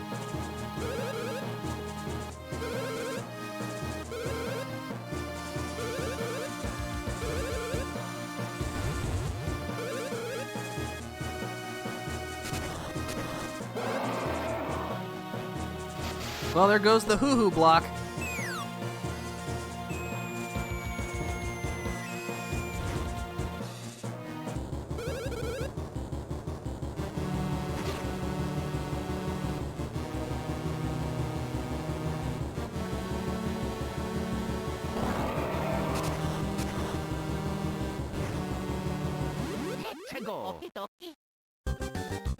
It's time for another boss fight. This is Drago Ho-Ho. It shares the same mechanic as the Rexes in that you can actually shrink its size down, which will help you immensely in the not dying department. If Dragoho looks up, it'll shoot at Mario. If it doesn't, it'll shoot at Luigi.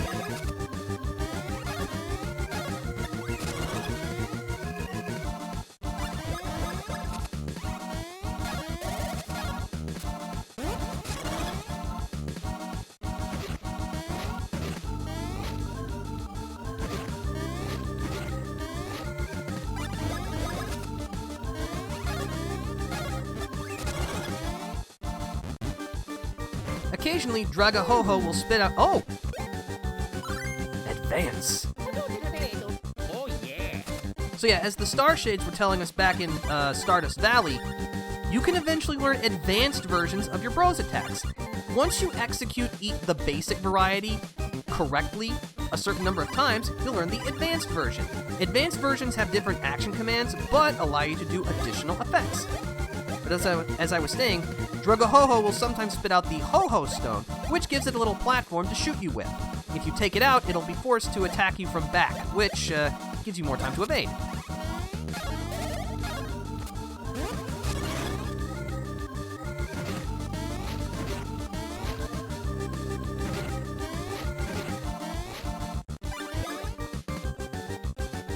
But yeah, the Advanced Bounce Brothers, we actually will not use it in this fight just because its bonus effect actually will not help us here.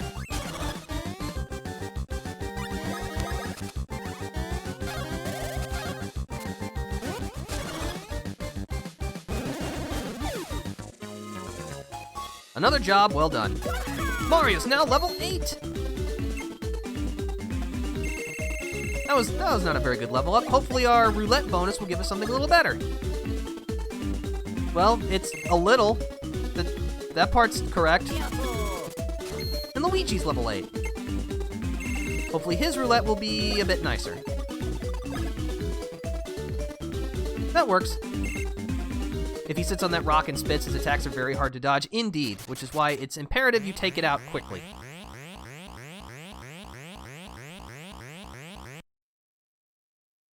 Oh, hello. And you are... You're Prince Peasley, okay.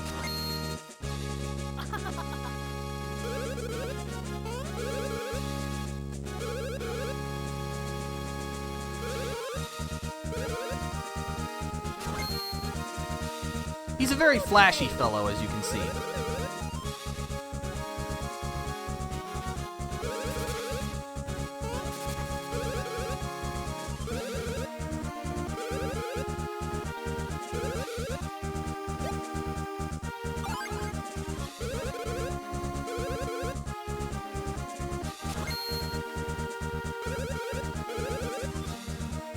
Farewell.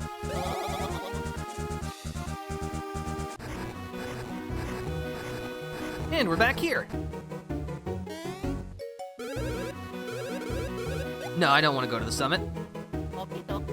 Yeah, we got, check our key items. Peasley's Rose, a keepsake pass to Beanbean Castle. Yeah, let's go find the Hammerhead brothers. Because I think they owe us something.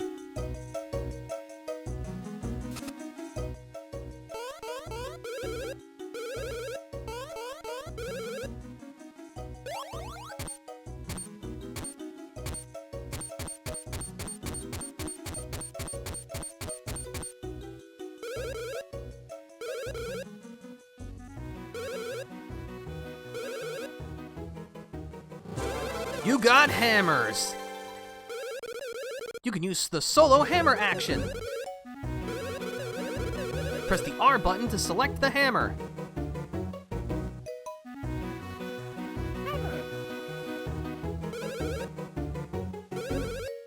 Only the guy in front can use a hammer. Well, okay, the guy in the back can use the hammer, but you'll only just hit your brother, and he doesn't like that very much.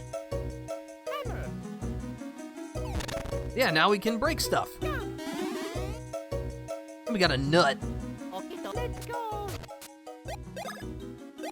Nuts restore 20 HP to both brothers. So yeah, once we find better nuts, we'll be able to heal better. Hammer. Sorry, hammer.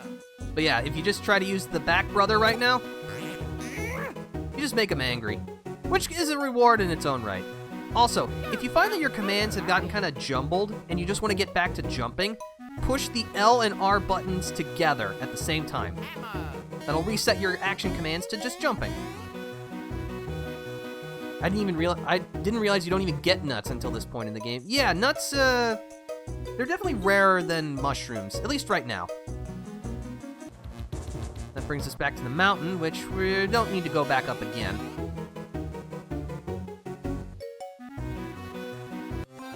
No, this was not it. Let's just make our way down.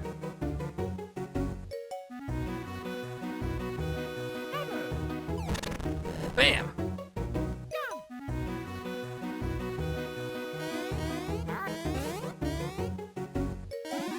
There's another nut.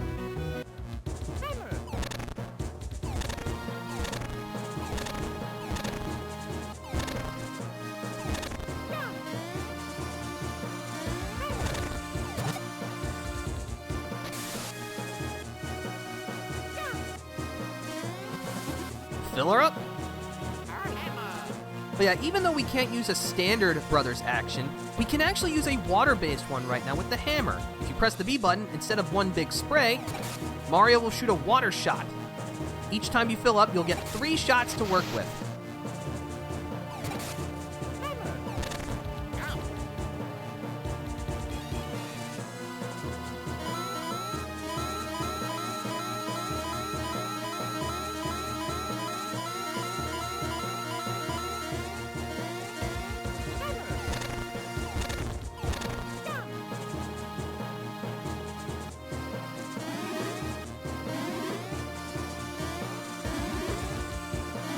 Look at all the goodies to collect.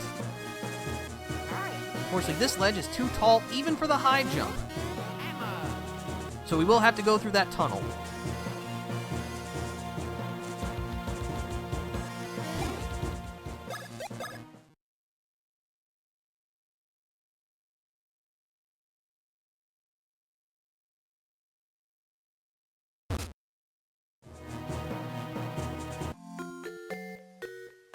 Which brings us to this guy. And his, like, green bean dog.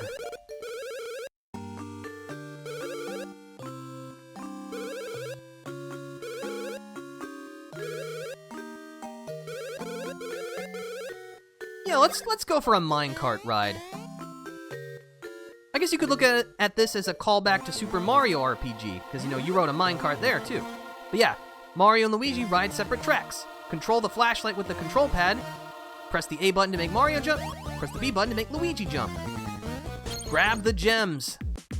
You also need to pick up batteries to keep your light charged.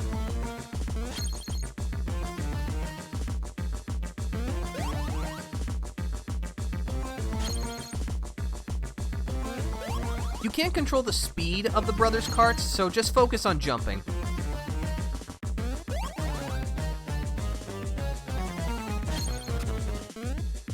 Also make sure to watch out for obstacles.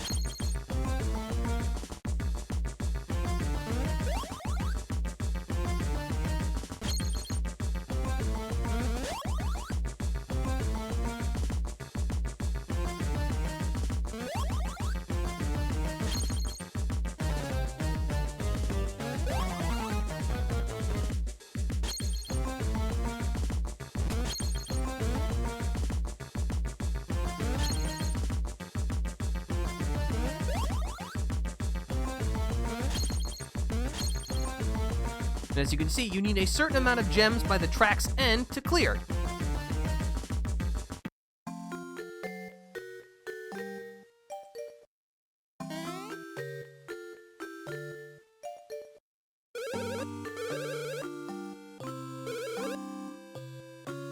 But yeah, this is another minigame. If you talk to him again,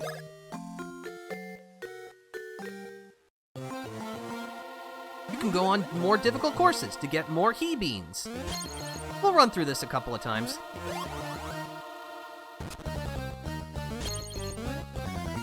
Again, as mentioned previously, each bean type can only be found through certain methods. The he beans can only be obtained through minigames.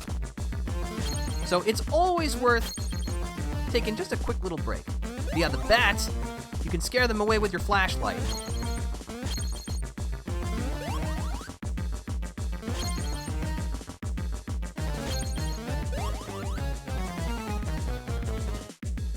Yeah, thinking back on it, this game actually has a lot of callbacks to Super Mario RPG, which kind of makes sense. A lot of the people who worked on Super Mario RPG also worked on at least the first Mario and Luigi game. The composer of Super Mario RPG, Yoko Shimomura, is the primary composer for the AlphaDream created Mario and Luigi games. And once again, her work is excellent.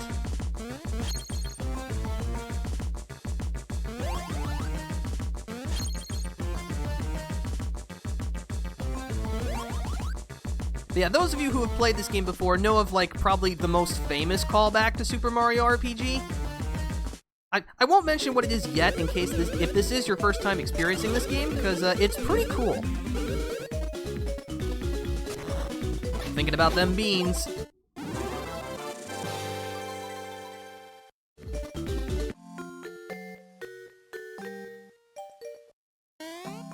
A callback that wasn't there on the 3DS. That is correct.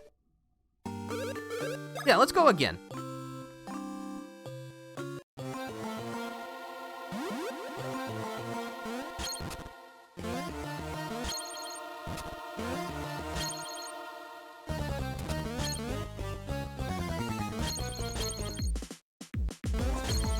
But yeah, as you can see, now that we've gotten to the later stages, the track dips and weaves a lot more.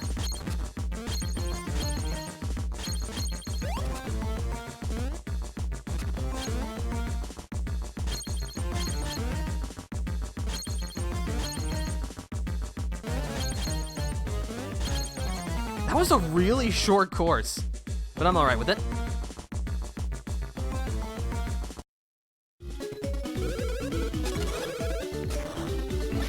Beans.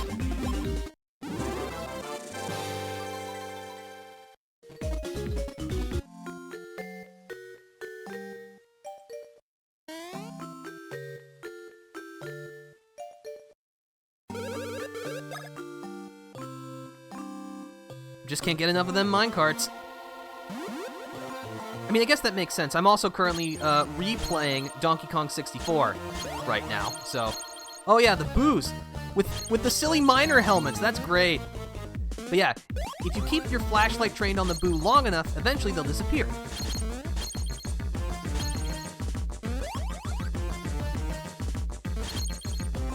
Nope, get out of here. I'm gonna hit that. No, I'm not. Okay.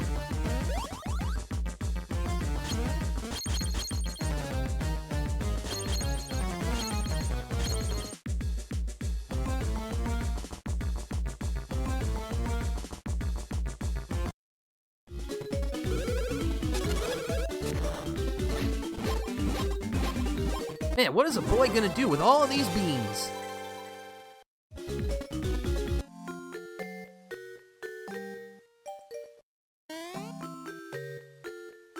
Now, let's see, I forget. Is there another level after this? Or is it just this one again? Oh, I think it's gonna do the Border Brothers thing, where we're now gonna have to do all of them together. No, this one still looks different.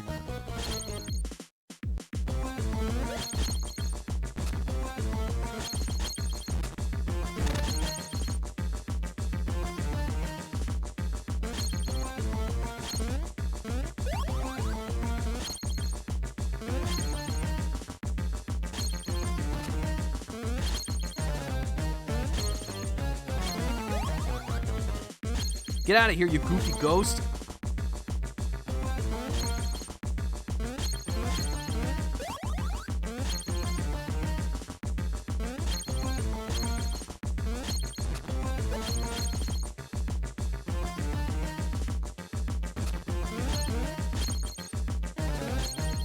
All right, just made it.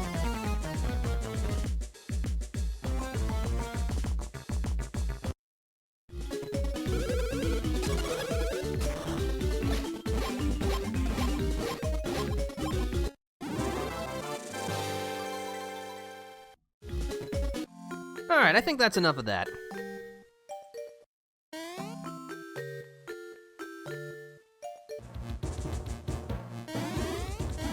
Oh, the environment's changed a little bit. Not that I didn't mind the mountain terrain, but it's nice for a good change of pace every once in a while.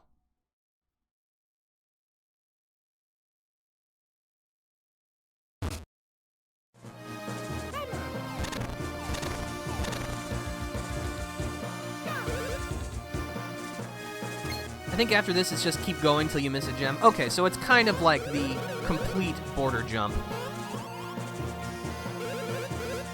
Yeah, sure. Teach us how to whack stuff in combat. So yeah, just like with jumps, Mario uses A, Luigi uses B.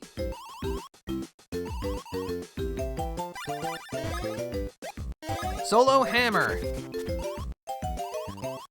So yeah, when the hammer starts shaking, press the brothers button.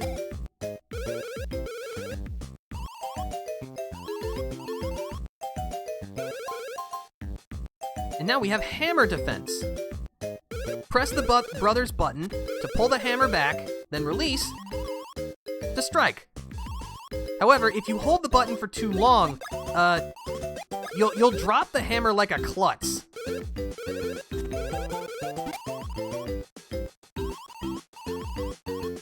Nope, I'm good.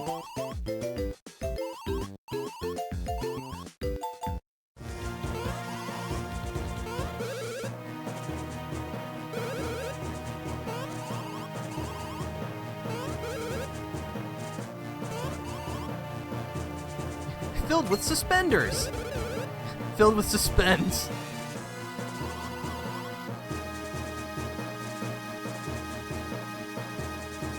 This is a dark black rock. We cannot break it with our current hammers, but we will be able to eventually. Well, excuse me, princess. That's always fun to say.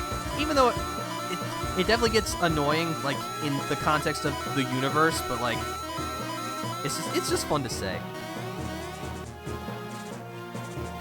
Yeah, this will bring us back, so if we want to loop around.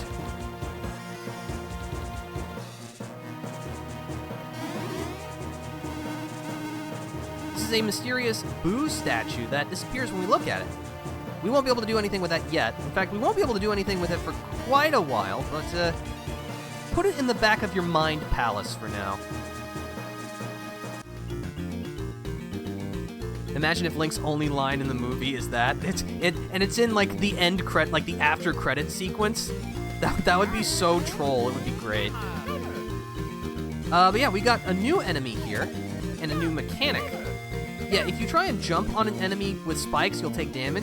But on the overworld, if you hit an enemy with your hammer, you don't damage them, but you stun them. As you can see, the Sharpies are pretty straightforward. They'll just try to walk into you. Hit the one that's not stunned first.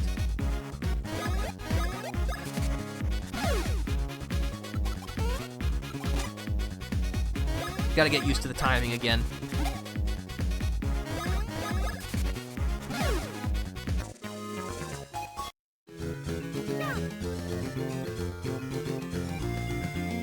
For the first time, Mario doesn't get the first turn. Yeah, these little guys are swift.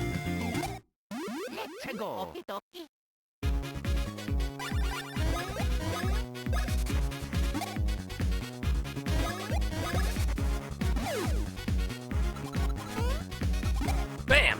There we go. Now we're talking. Also, and this is a nice touch, the Brothers Victory animation changes based on which command you use the most. So, we use the hammers the most, so we got a hammer-focused one. That's so cool. Again, it's like, they didn't have to do that. In fact, I'm pretty sure they don't do it, well, they do it in the Superstar Saga remake, but in all the other games, they don't do anything like that. It's just one of those little things that just elevates the whole experience. I love that kind of stuff.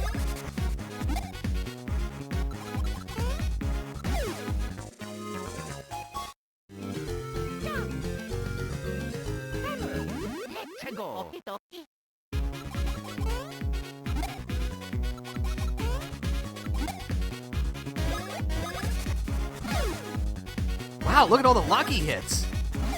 It's great, I love it. But yeah, this is the main Beanbean Kingdom, and this will pretty much be our, like, main overworld for the rest of the game. Which is nice, it's a nice jaunty play. Oh, you, I love you. These guys, well, once we get to actually target them, these guys are swarms.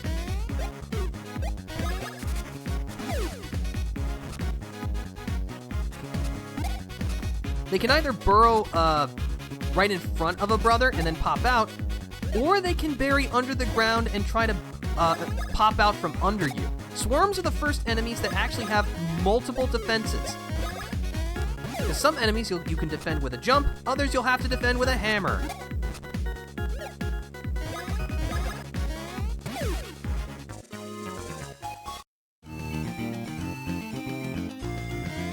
So we got a gate. And the game punishes you for straying off the path too soon. Yeah, there are definitely some areas that we can actually walk around a bit right now, but the enemies are pretty dangerous. They deal a lot of damage, and they have quite a lot of health.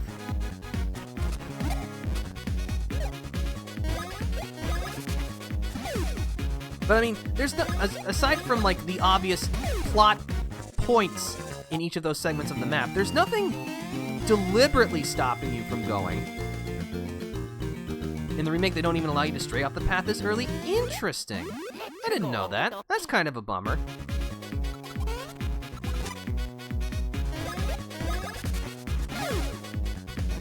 There's the jump defense. I was worried we were never even going to see it, and this game was going to make a fool of me.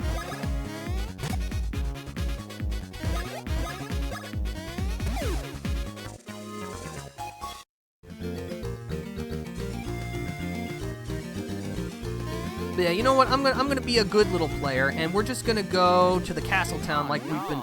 Somehow that hit Luigi? I very much question that.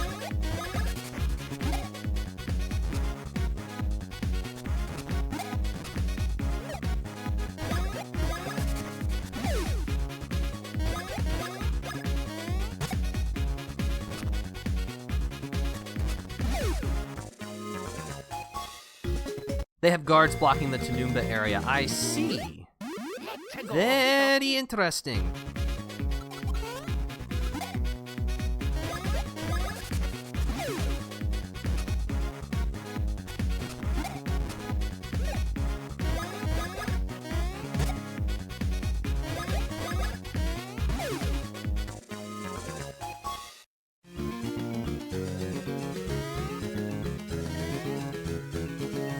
Kind of wandering around looking for treasure. And more fights to get into.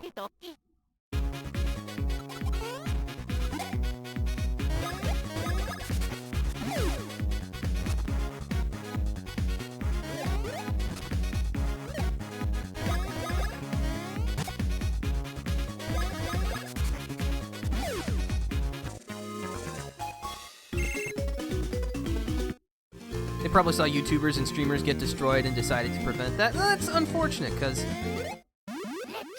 Again, I like it when games have the confidence to allow you to wander to places that you shouldn't be quite yet. Like, if you're feeling brave and you're good enough, you know, you can actually fight the enemies here. We'll let you explore. You might not be able to progress the plot, but you can be here if you want.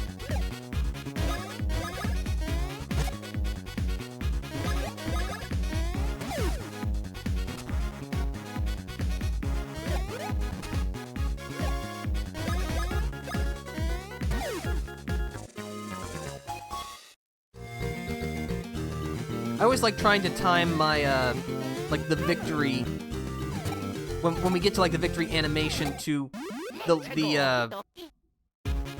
what's the correct musical term for it? Like, when the music swells. I just think that's neat. In one of my playthroughs, I got bold. I avoided the Tanumba area, but I explored the south area with Parabeanies before going to the castle. I even fought the Lakitus. Oh yeah, the Lakitus are fun.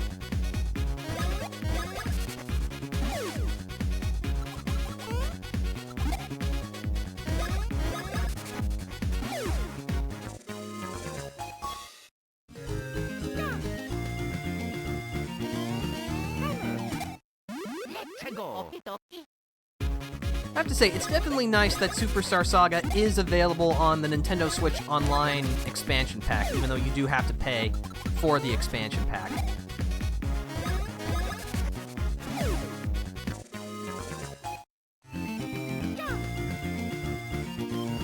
Chateau de Chucklehuck. We're not going to go there yet.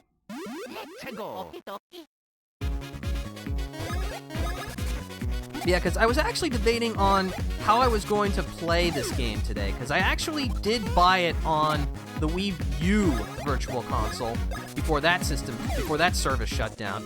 But I was like, then I gotta actually break out my Wii U and get that all set up, and I already have my Switch set up, and so it's like, you know, I'll just use the expansion pack service. See, as a result, I was over-leveled for the Queen Bean fight, plus I had Advanced Splash Brothers, so she went down fast. Yeah, Advanced Splash Brothers definitely helped for that fight. Wow, this place has definitely seen better days.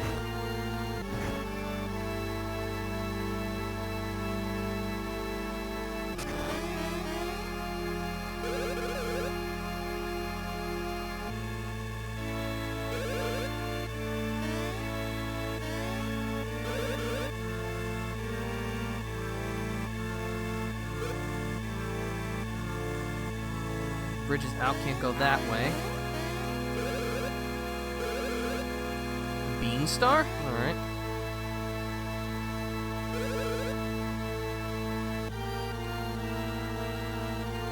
But as you can see, most of these places are closed, except for here.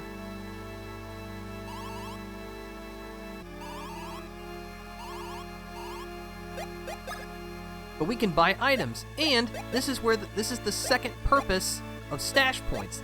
The higher your stash points are, the more the shopkeepers like you. They'll offer you discounts on items when you buy, and they'll offer markups when you sell stuff to them. Cure status ailments. Well, we'll buy a couple of those. We'll be able to find them in blocks soon enough, but it always pays to be prepared. Advanced Splash Brothers is also the low-level method, as you naturally get it after having to use Splash Brothers so much against the bosses due to being low-level. That makes sense. No, okay, so we can only buy items right now, but that's fine. Yeah, this game does have a couple of status effects. The later games in the Mario and Luigi series definitely have more, but the few that are here can definitely be annoying. So making sure we have a way to take care of them is advised.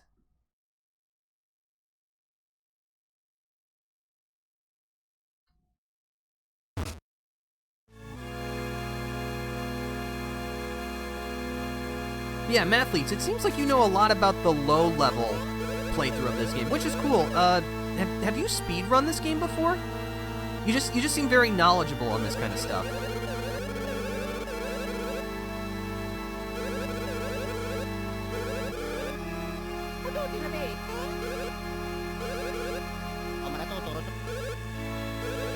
The legendary Luigi?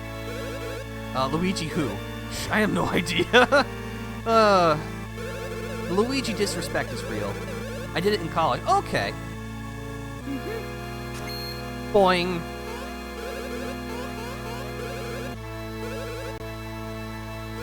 I can't be certain. I do miss the time where, like, in games or anime or whatever, people express disbelief by just falling down uncontrollably. I think that's really funny. Low level, not necessarily speedy, and default equips. Okay, that makes sense. No clue. Ugh.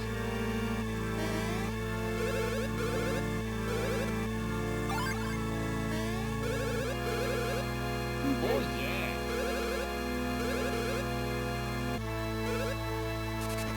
That was one wacky story. Well, here we are in the castle. It's definitely, green. Unfortunately, these guards are not going to be swayed by the rose, which makes sense. That's a weird-looking face door. Because I'm sure you can be low-level and still have a powerful setup. Oh yeah, definitely. There are some tricks that you can use in this game to absolutely snap this game's difficulty in half. We won't see them for a while, but I'll be sure to point them out once we get there. I used to think the tops of their helmets were their heads. Let's take a quick look at them.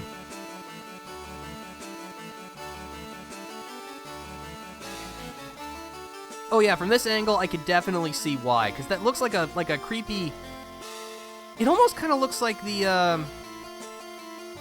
oh, what's that? Not the titular Majora's Mask, but there's a mask in Majora's Mask that looks kind of like that one. Or does it just look like a re-dead face? Maybe that's what it is. Tricks that were nerfed in the remake. Yeah, that also makes sense.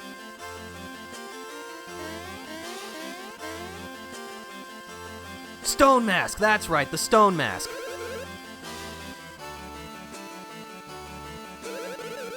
Lady Lima. Yep.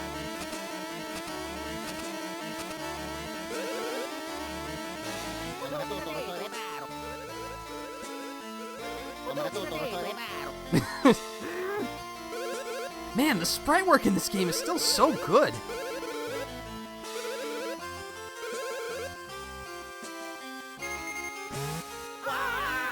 I heard they were also nerfed in the international version of the original. I think so. I definitely know that there were some pieces of equipment that were made much more expensive.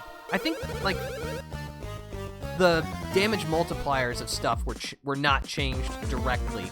I know that in the original North American version, as part of this trick, there's like a glitch where the damage calculation is incorrect, which causes the damage to just skyrocket, like even more than was originally intended. But anyway, yeah, we're in the sewers.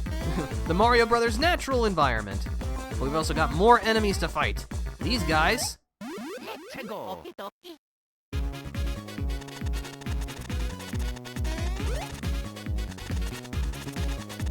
after they're hopping around, are super flies. These are the evolved angry versions of the fighter flies. They operate very similarly to the fighter flies. Really the only difference is that they'll hop a couple of times before they'll charge at you. Let's see, what did so I upgraded HP, BP, 4, 5, 6, 7, 8, BP time, okay. I think it's due to how the defense stat is handled in this game as opposed to most RPGs. It's actually subtracted, not divided. Yeah, that sounds like that might cause some problems. That's a 3. You'll love to see it. But yeah, I know at least for certain, the Beanbean Castle sewers are one of the places where, in the international versions, there are heart blocks. This makes having higher defense potentially reduce the damage you take to 1. Oh, that's nice. But yeah, we got Spinies. Plain old Spinies.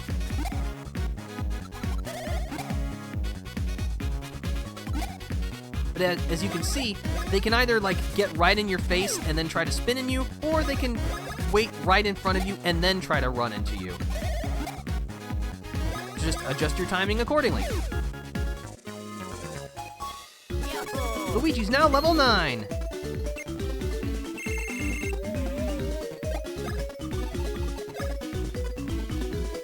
Okay.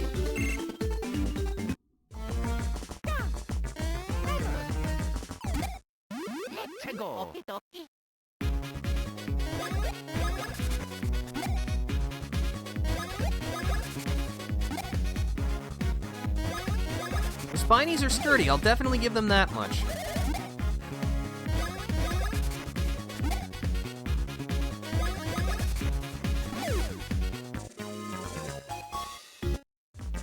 I recall when the equip shop first opens, the best pants are Luigi only, making him really tanky compared to Mario. Well, that sounds canonical. As mentioned previously, Mario does start off as the faster and stronger brother, and Luigi is the more durable one.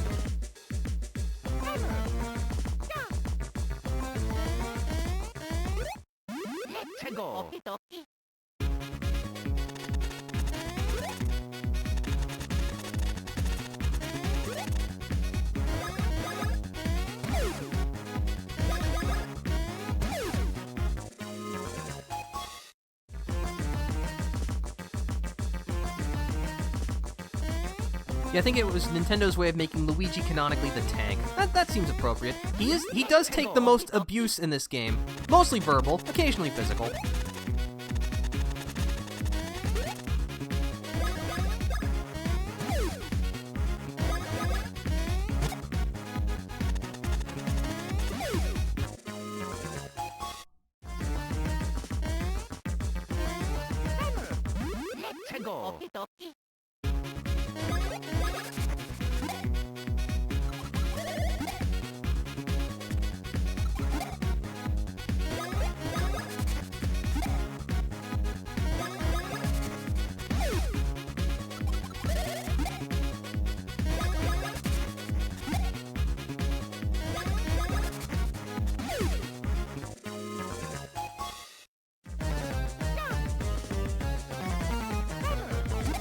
Whack!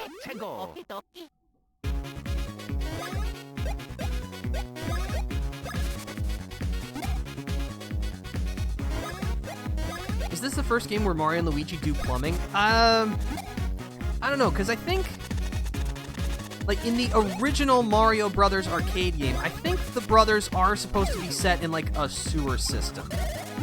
So, I guess you could technically count that as plumbing, but I know that this is probably, like, the first time, certainly in any Mario RPG, that Mario and Luigi do plumbing. I mean, of course, there's also the cartoon adventures. You know, the Super Mario Brothers Super Show definitely had them doing plumbing. But yeah, this is probably the first time that plumbing is represented clearly. I guess this area is a callback to the arcade. That does make sense. This game also has the Mario Brothers arcade game, like the other Game Boy Advance Mario games at the time. So that's another connection.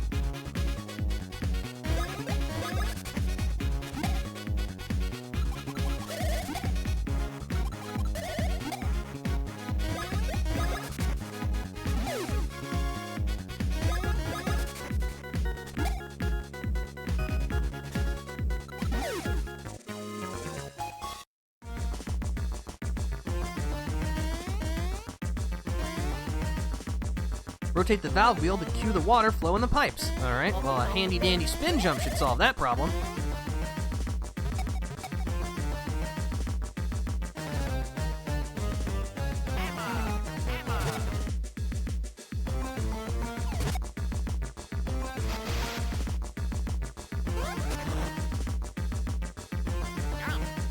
I guess this area is a callback to the arcade. That would make sense, because this game originally released in 2003.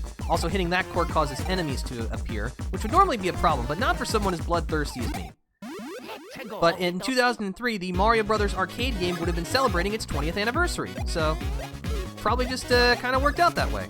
I'm grateful for it. The Mario Brothers arcade game definitely does not get the respect it deserves, especially compared to, like, the Donkey Kong arcade machine, which I do understand why, you know. Donkey Kong, the arcade game, is probably more important in the history of Nintendo than maybe almost any other game. But the Mario Brothers arcade game was a huge success back in its day.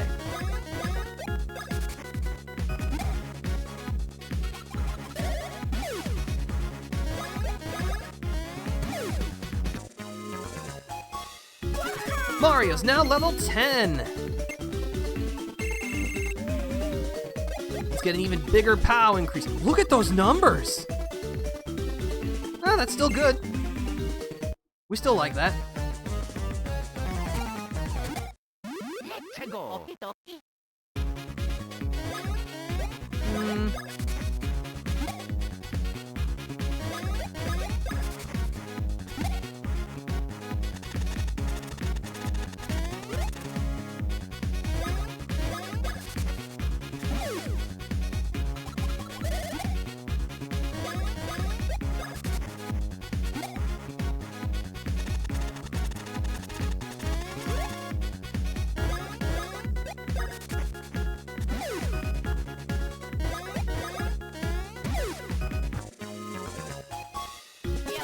Luigi's now level 10.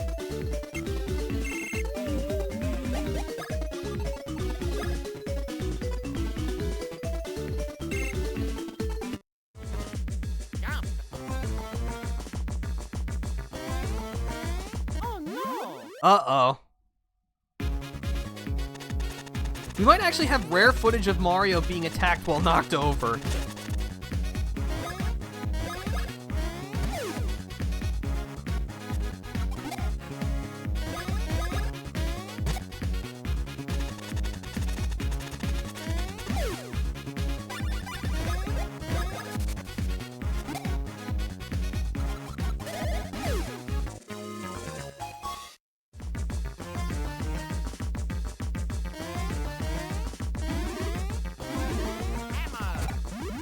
Let's go.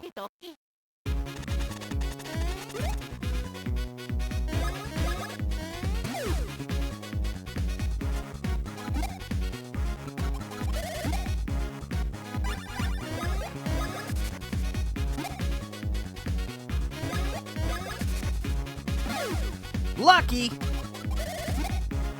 Oh, that stash coming into effect.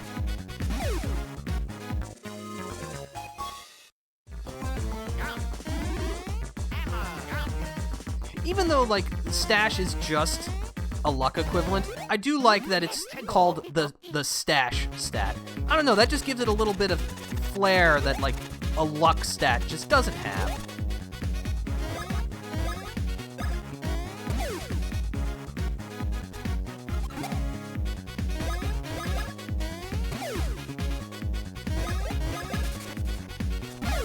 Oh, yeah.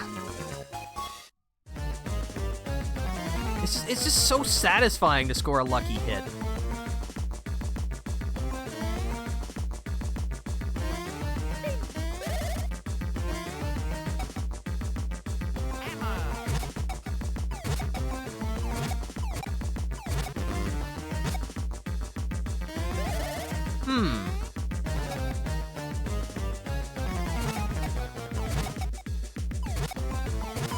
There we go. Let's go. No, get up there, guys.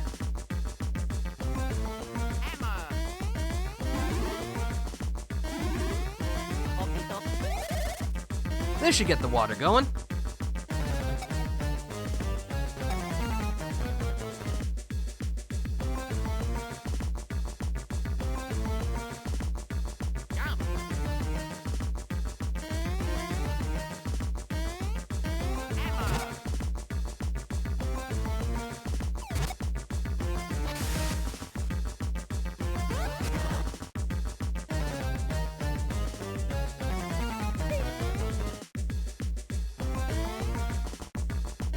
Save album, you say, huh? That must be important.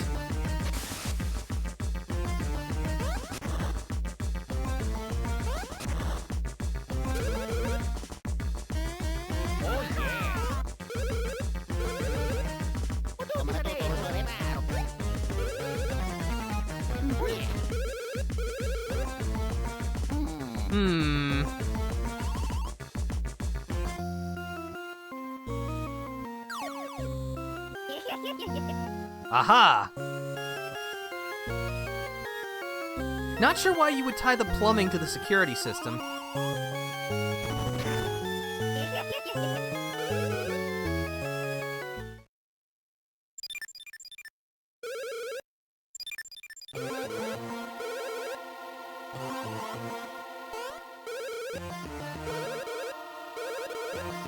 All right. But if we go inside the prison, there's a couple of blocks.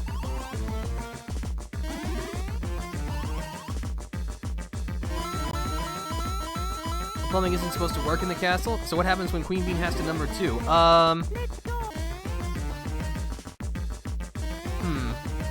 You know what? That's probably one of those things you don't really want to think too much about. As we'll use our items, patch ourselves up, because we got a boss fight coming up.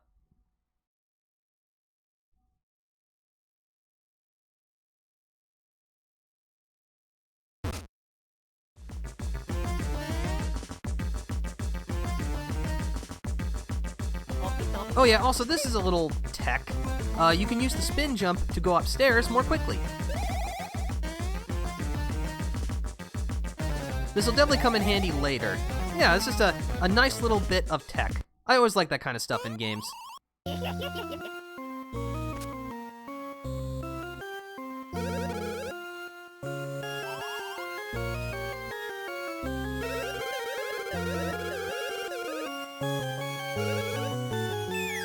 Well, there's Queen Bean. To discuss the finer points of foreign policy. And there aren't any toilets in the Starbeans Cafe either, so it's like she can't run there to do her business. Yeah, I don't know. Yeah, this is Queen Bean. As you can see, she's pretty roided out right now, so we'll have to be careful. Her crown is actually quite sharp, so you cannot jump on it. Nope, I want level 3. So first, you need to target her arms.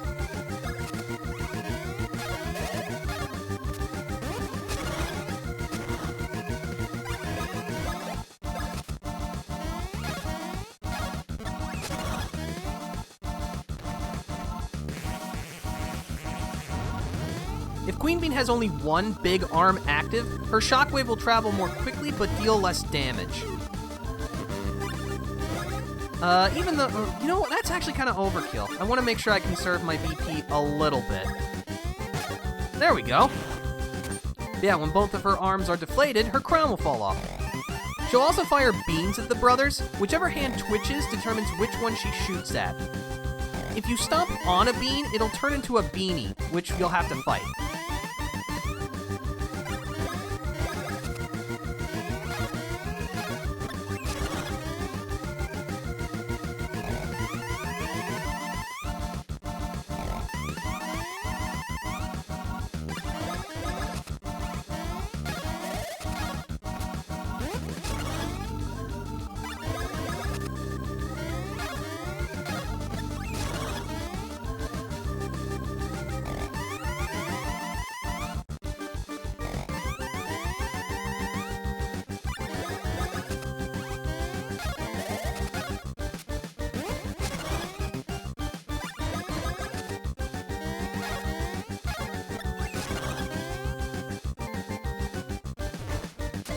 Oh, she's got her anchor arms back. Ah.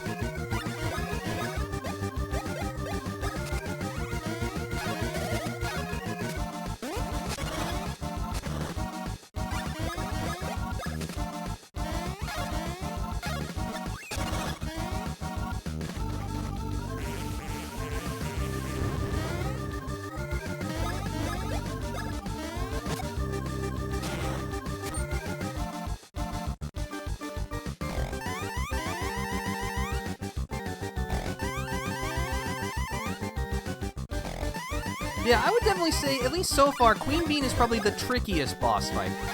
Certainly nothing that can't be overcome, but, you know, there's actually a bit of depth to it. I mean, we just won, but, you know. Ooh, got a 1-up super, excellent. And a level up. It's time for a defense boost.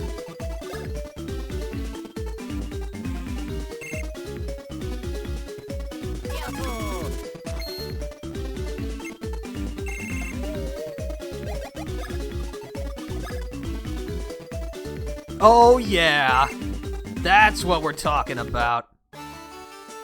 Luigi's gonna be indestructible. A belly black worm.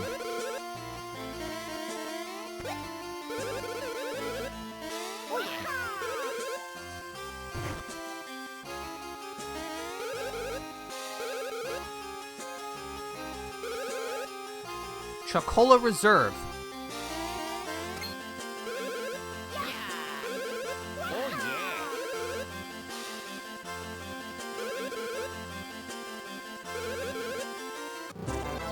You got the Beanbean Brooch. Or is it Brooch? I think it's Brooch, actually.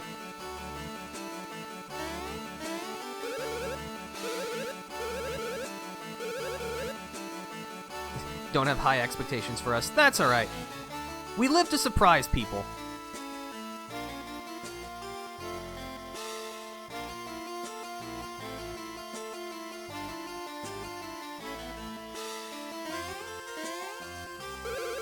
Still not authorized. And yeah, we can't go through the scary face door yet.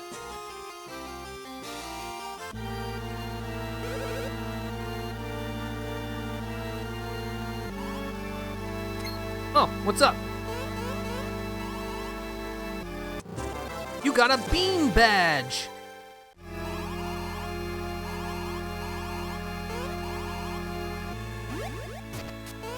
Yeah, now we have a new equipment type, badges. Unlike in the Paper Mario series, badges do not grant, like, either new skills or passives by default. There are some special ones that do. Yeah, this badge just increases POW and Brothers points. But still, that's pretty useful.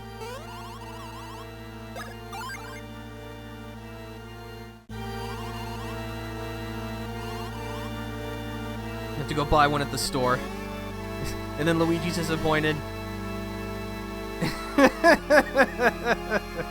Oh, that's funny.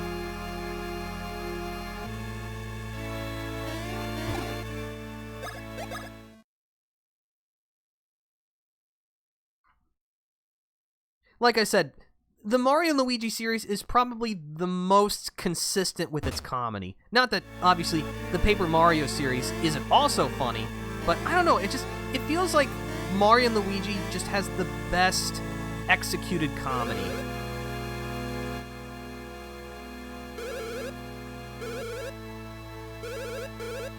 Yeah, now we can buy equipment. We can buy pants and badges. Cheap and durable, but not cool. But yeah, certain equipment, particularly pants, can only be equipped by certain brothers. Thick jeans, perfect for dangerous work. But yeah, we can see, that's a big defense bonus. So yeah, we'll just give that for Luigi. And so Mario can equip either the bean pants or bean trousers currently. And it's like the bean pants are a bit cheaper, but the bean trousers give a little extra HP and a slightly lower defense bonus, but I think overall it's just better. So Mario gets the bean trousers. In terms of badges, we have the Castle Badge and the P Badge. But yeah, at least for Luigi, the P Badge is just a straight upgrade. Like, it's a little more expensive, but still. You know, you get a POW boost and a BP boost. It's not much, but hey, it's something. Nice.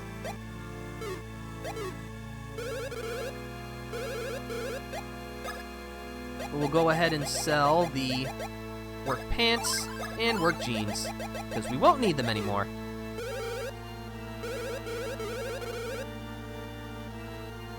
We can still talk to the other clerk to buy items if necessary. And I will pick up a couple more refreshing herbs, just to be on the safe side. But yeah, all this new equipment will protect us from looking unfashionable, and also if any enemies happen to bump into us. But yeah, with the town in such a sorry state, not much more we can do here. So let's head south. Let's show the First of all, let's show my lack of depth perception. But now let's just show the power of what a couple of level ups do. And also equipment. Yeah, that was just 28 damage. Yeah, we're feeling pretty strong right now. But yeah, we've got new enemies here, the Parabeanies. Oh no. Oh no, that's not good. Yeah, apparently like the wings make the Parabeanies sturdier and also do more damage. Not sure how, but I'm not gonna question it. But yeah, if you successfully stomp a Parabeanie, it'll lose its wings and fall.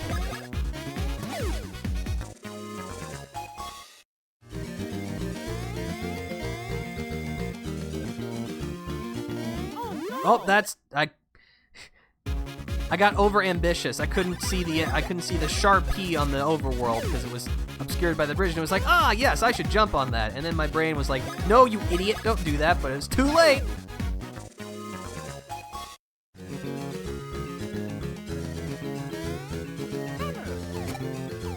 There we go. That's the correct approach.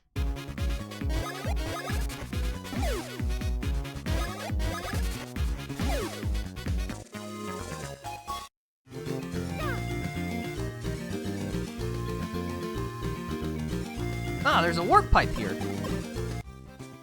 Let's go ahead and put that on our map.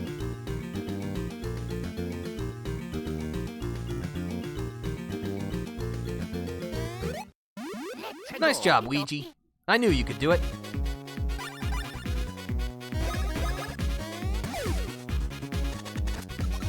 Ah.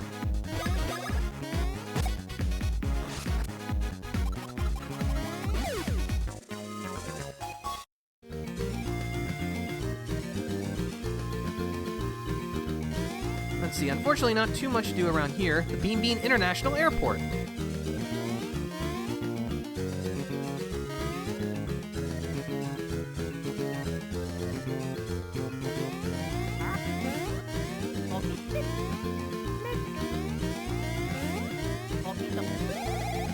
don't think there's anything over here. Nope. That's alright.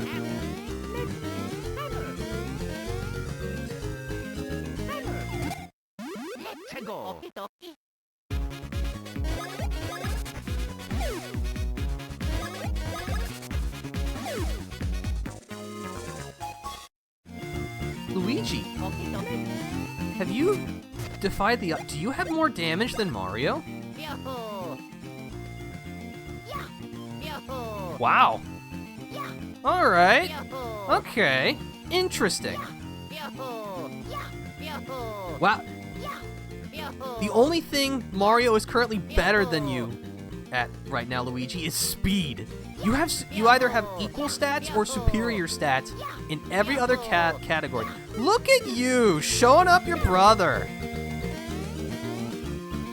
The bridge is out. I'm guessing they shut off international travel and Thoughtful kidnapped Peasley on Cuckoo Mountain. That was probably a good idea.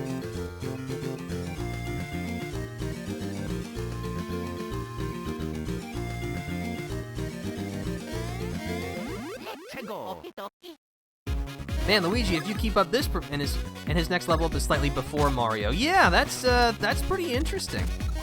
Not this time. But yeah, that's just kind of the power of the roulette wheels.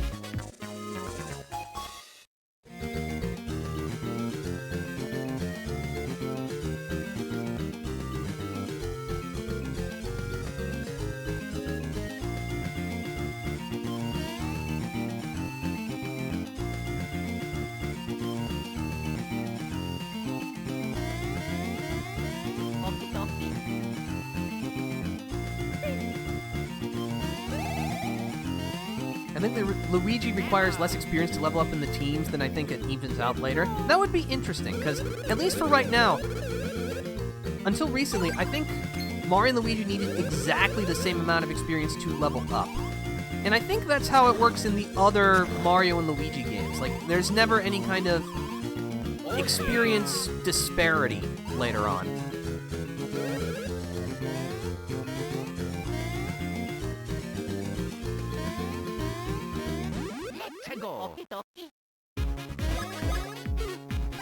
You know what? I'm actually going to try and work on getting the advanced Splash Brothers. Whack.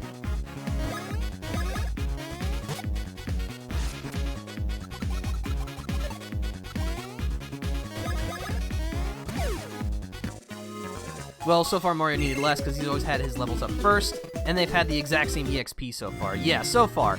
There'll be a couple of instances where that'll change.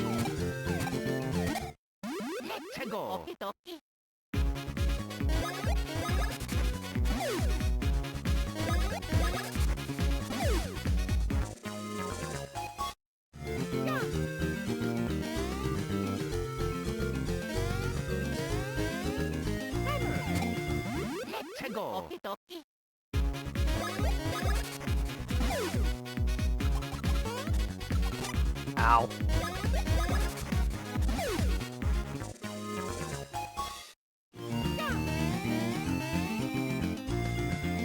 Ah, here we are. Welcome to Chateau de Chucklehuck.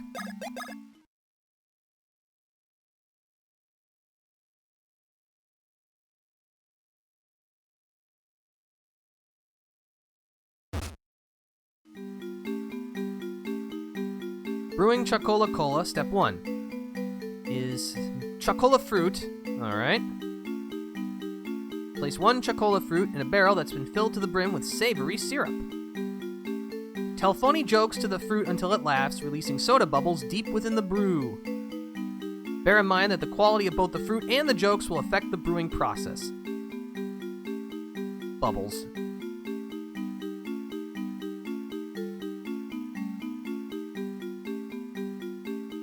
Man, look at all the barrels. Yeah, we got ourselves a little, like a 3D maze. Hey, you know what? That's another callback to Super Mario RPG. And by funny jokes, they mean dad jokes. That is true. But I mean, it does feel like that's one of the more, like, universal forms of comedy. I don't know, I guess, does that mean that if you tried, like, using solely physical humor, the texture of the beverage would be different?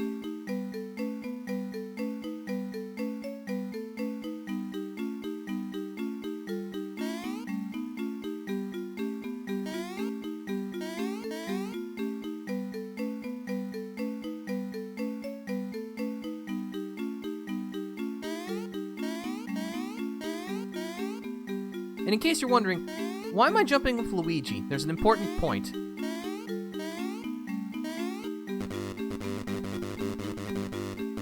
Eventually you can't. And if you actually go back in the maze enough, Luigi's restored because, well, you're not Luigi.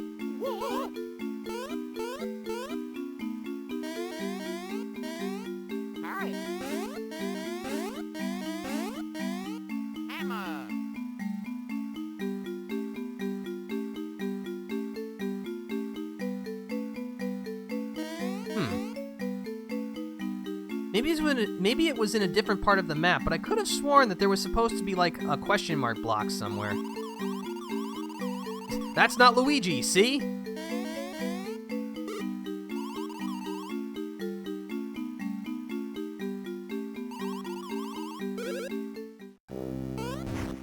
Huh. That guy looks kind of familiar, now doesn't he?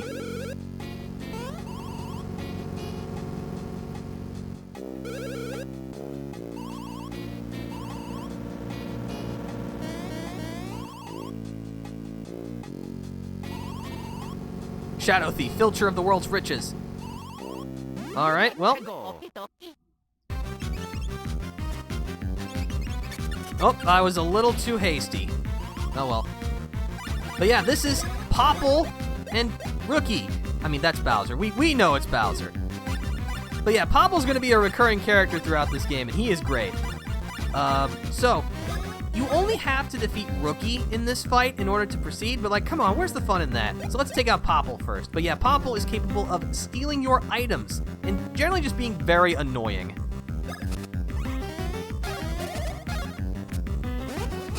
But yeah, every time you attack Popple, Rookie will immediately act afterwards. As you can see, he's throwing hammers, a callback to the original Super Mario Bros. If he jumps before he throws the hammer, he'll strike Luigi. If he doesn't jump, he'll strike Mario. I think this is also a good opportunity to show the advanced Bounce Brothers, if I can execute it properly. So, I'm gonna go through the... No, actually, no, I'm just gonna do it.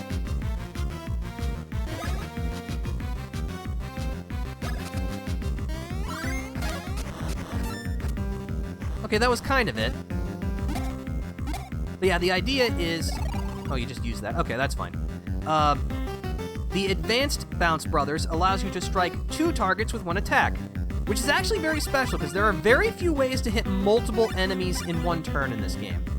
The Advanced Bounce Brothers action command is, at the first step when Luigi is over Mario, you press the A button instead. The brothers will cartwheel, press B when Luigi makes contact with the ground, then Luigi and Mario will bounce towards their target. Luigi will hit his first, so press B, and then A.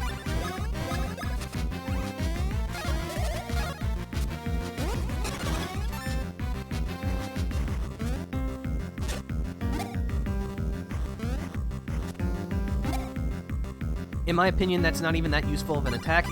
Not really, because it basically just constitutes like a jump attack on 2 enemies, which, at least for how early you can get it, because Bounce Brothers, I think, has the fewest required successful action commands to get the advanced command, which is nice. But yeah, it's more just nifty than it is actually useful. But yeah, now Popple's taken care of.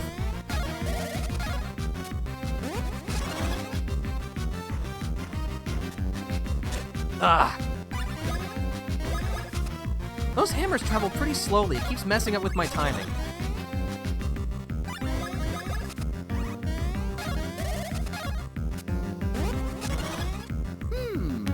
Ah!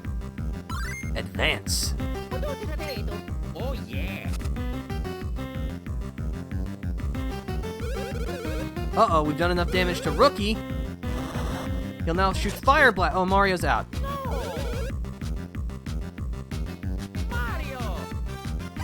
Alright, well, we definitely gotta take care of that. Like I said, it has been a while since I last played this, so my timings, I goofed up the timing a bit. We'll just use a 1-up.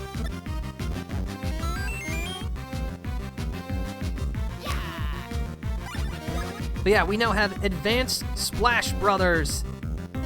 So, let's see if I can execute this properly. In fact, I don't think I've ever used Bounce Brothers after this battle because there were better Bros attacks, not to mention Luigi usually has lower attack than Mario, so Bounce Brothers ends up being inferior to Knockback. Yep. So yeah, Advanced Splash Brothers starts off the same, but then it differs. So, I am on 3. Yep, okay. So, you press A as the first again. Press A when over Luigi, B to toss up, A to spin drill. The Advanced Splash Brothers allows you to stomp spiky foes without taking damage. As Mathletes had mentioned, that's the technique for getting past Queen Bean in a low-level run, because the Advanced Splash Brothers lets you attack the Queen's head directly without having to go past her arms.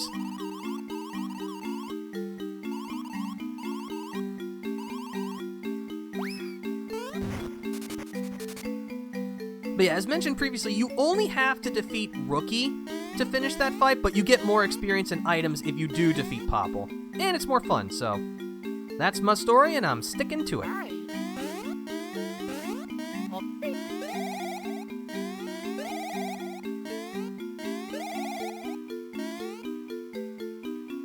Hammer, let's go, hammer. Thankfully, we got our stats replenished.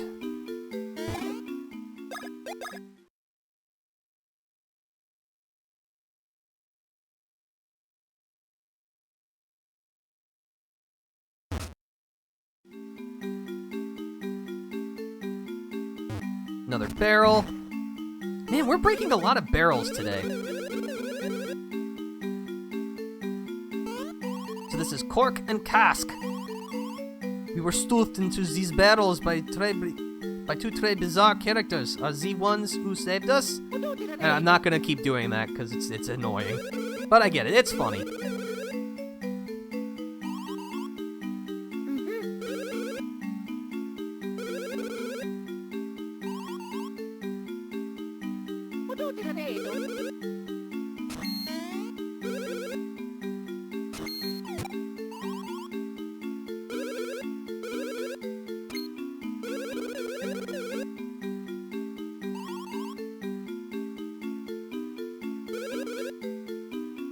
Another thing that thankfully didn't happen to you in the Queen Bean battle is that if she gets too close, she'll go for another attack that I can't quite get the timing of. Yeah, I think she just like goes for an overhead crushing punch. So I usually have one bro always use the hammer to knock her back each turn, even if it only does 1 damage to her.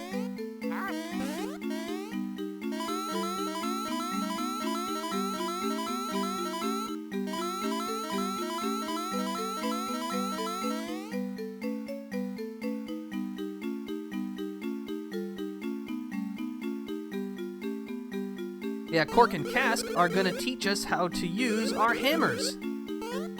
Together. Yes.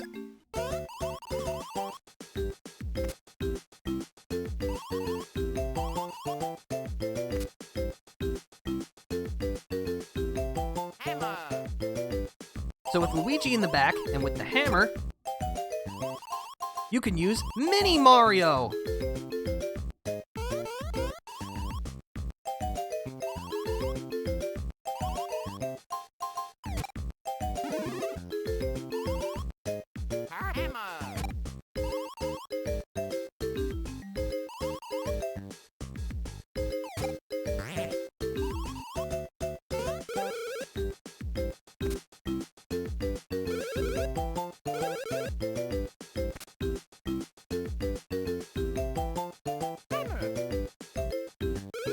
And Mario learns the Luigi Dunk.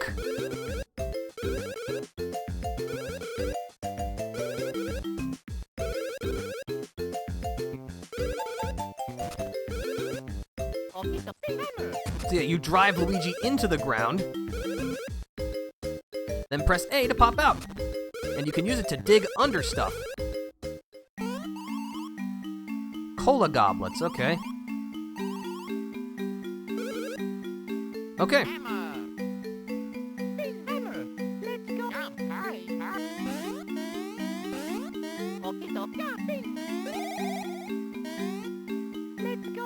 Again, I don't quite remember if there's anything in the corners. I would have definitely put like some question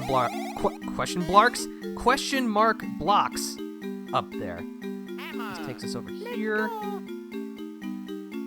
Ah, this is also something. With the Luigi Dunk and digging underground, you can pop out under these weird little indentations. These earn you Choco Beans, another bean type to find. Mouse's living room. Take care not to bump your head on the low entryway. Steel flooring is so hard you cannot go through it. So yes, the metal floors, you cannot use the Luigi Dunk to go into, and you cannot tunnel into them. This is important. Oh yeah, anytime I see something suspiciously empty, I feel the need to jump around in case of Who Beans. Yeah, because Who Beans are the 4th type of beans. They are found in invisible question mark blocks. Go through the hole. You got the red goblet. Its beauty sparkles in your eyes.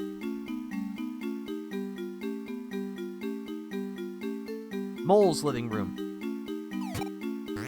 Oh yeah, also, there is an NPC later on who will mention this, but there's a very funny interaction that you can do now that we have Mini Mario.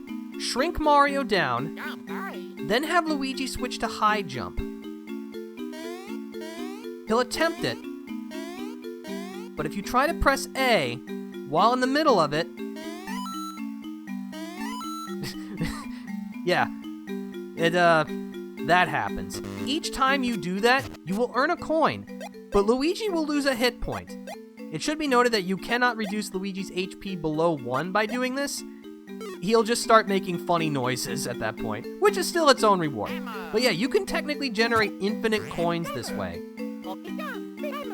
You know, at the cost of Luigi's well-being, because clearly he hasn't suffered enough yet.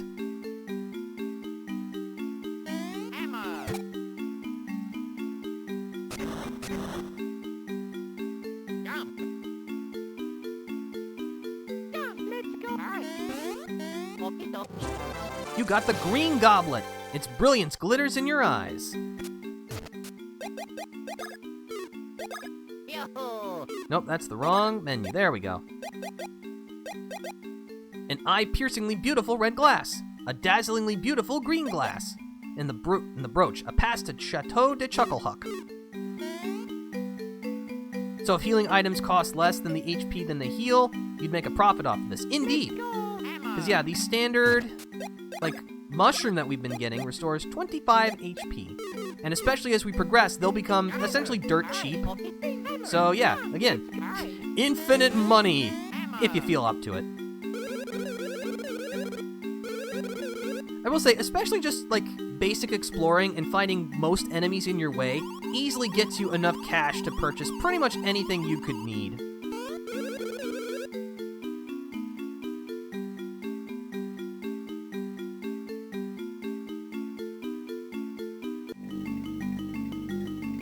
To Chucklehuck Woods. Money's usually not an issue in this game. Yeah, no, really, I'm trying to think if money is ever an issue in any Mario and Luigi game. Again, as long as you're doing, like, the basic exploration and fighting stuff.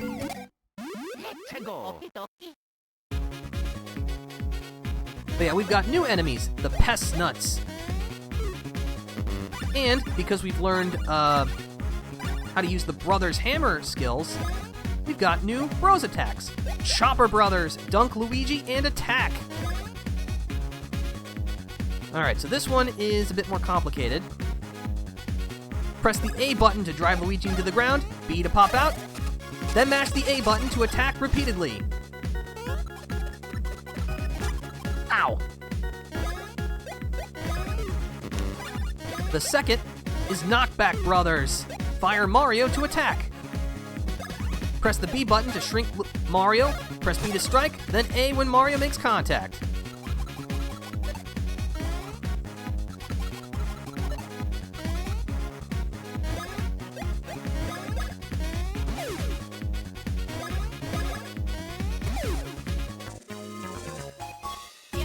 Luigi leveled up. It may be an issue in Inside Story, if you want to buy the AOK ware. Because, yeah, like, I think the AOK ware is one of the best pieces of gear in that game. Let's see, 2, 3, 4, 5, 6, 7, 8, 9, 10, 11... No. 2, 3, 4, 5, 6, 7, 8, 9, 10, 11, 12. Okay, so it is speed. And the best part is that Knockback Brothers uses Mario's attack stat, as opposed to Bounce Brothers, which uses Luigi, so it's usually better. Well, that's nice to know. Don't worry, Luigi. You'll catch up with speed eventually.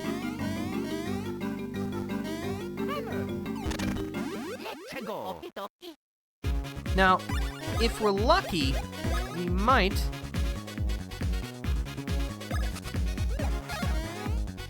see something cool.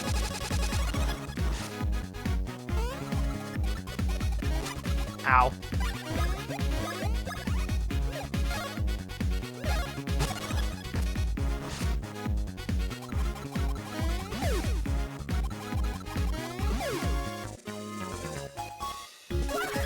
Mario leveled up.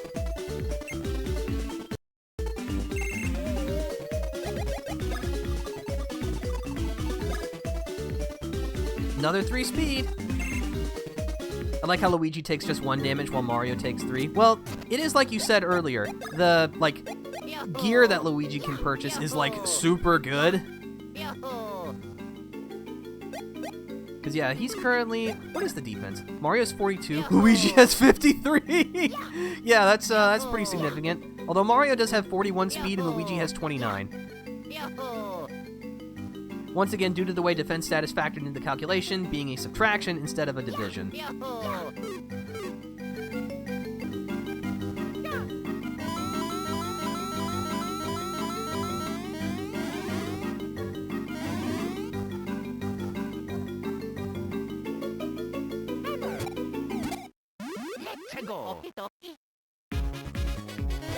Also, as you see, sometimes the hammer strike won't stun all the enemies on the field, which is like, it's just a little weird.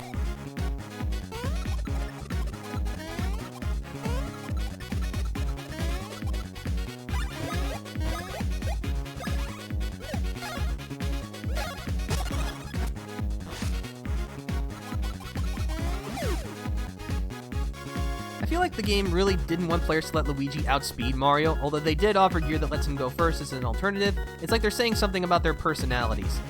I heard the hammer strike is also dependent on stash. I'm not sure about that part, but I do know that, like, at least compared to the later Mario and Luigi games, hammer damage from, like, your basic attacks feels really random.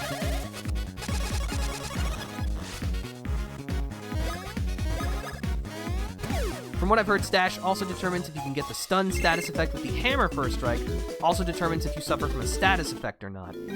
Interesting. Maybe stash is a little bit better than I gave it credit for. Like, it's still not the best stat, but maybe it's better than I thought.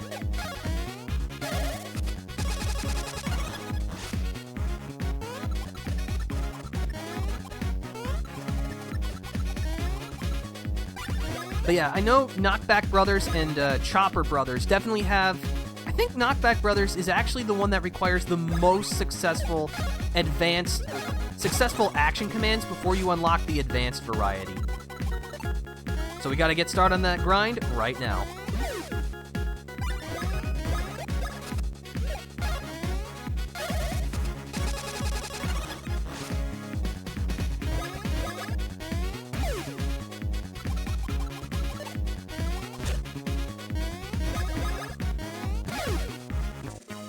Let's see, I once tried to hack this game by putting Hammer Brothers on Hoo Hoo Mountain, but changing their text so they throw horizontally so you can jump, and almost every time I got hit it would make me dizzy, which makes me think stash really affects whether you can suffer from status ailments yourself. I mean, you know, as opposed to, like, actually digging into the source code and doing a bunch of math, that seems like a reasonable assumption to me.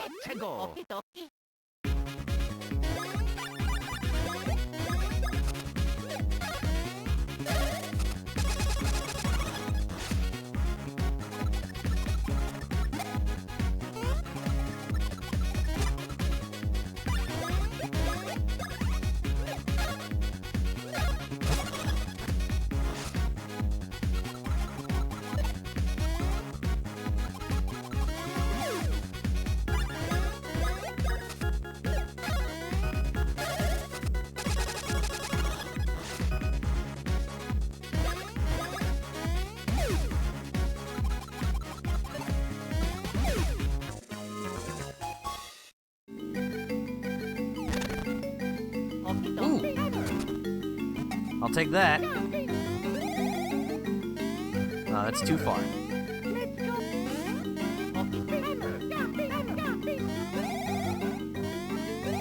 There we go. I got a mushroom.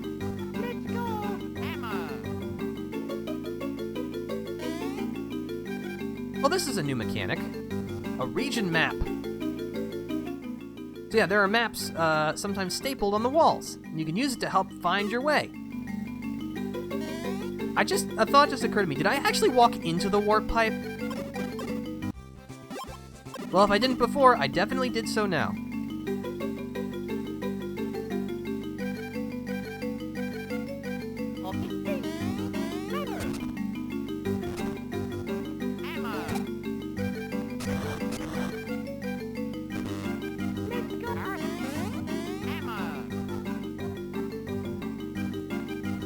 I also gave Draga Ho-Ho one of the final boss's attacks by just copying over part of the final boss's code and pasting it onto Dragon Ho-Ho's code. The hacking tool doesn't actually let you directly do this, but it tells you the exact ROM location of code for an attack. That's cool. So I used a hex editor to do the rest, but then I gave up on hacking this game because it didn't seem like I could change the overworld at all. So at best, all I could do was make a hard mode of sorts, and I wasn't interested in that.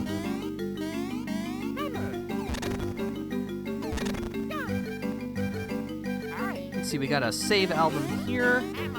You know what? We're actually like right at the 3-hour mark, which is usually where I like to end things off, because unfortunately it is well past lunchtime and I'm hungry. So you know what? We're just going to patch ourselves up. We're going to save, and I think this is going to be a good place to call it quits for today. Man, we actually got quite a lot done. I did not think we would get this far in 3 hours, but as I said before, it has been a while since I last played this, so I'm not entirely sure how long it's going to take me to get through this, but what I do know is I'm going to have a great time all the way through. And I hope you've been enjoying yourselves too. So, thank you for stopping by, everybody. I hope you've enjoyed yourselves today.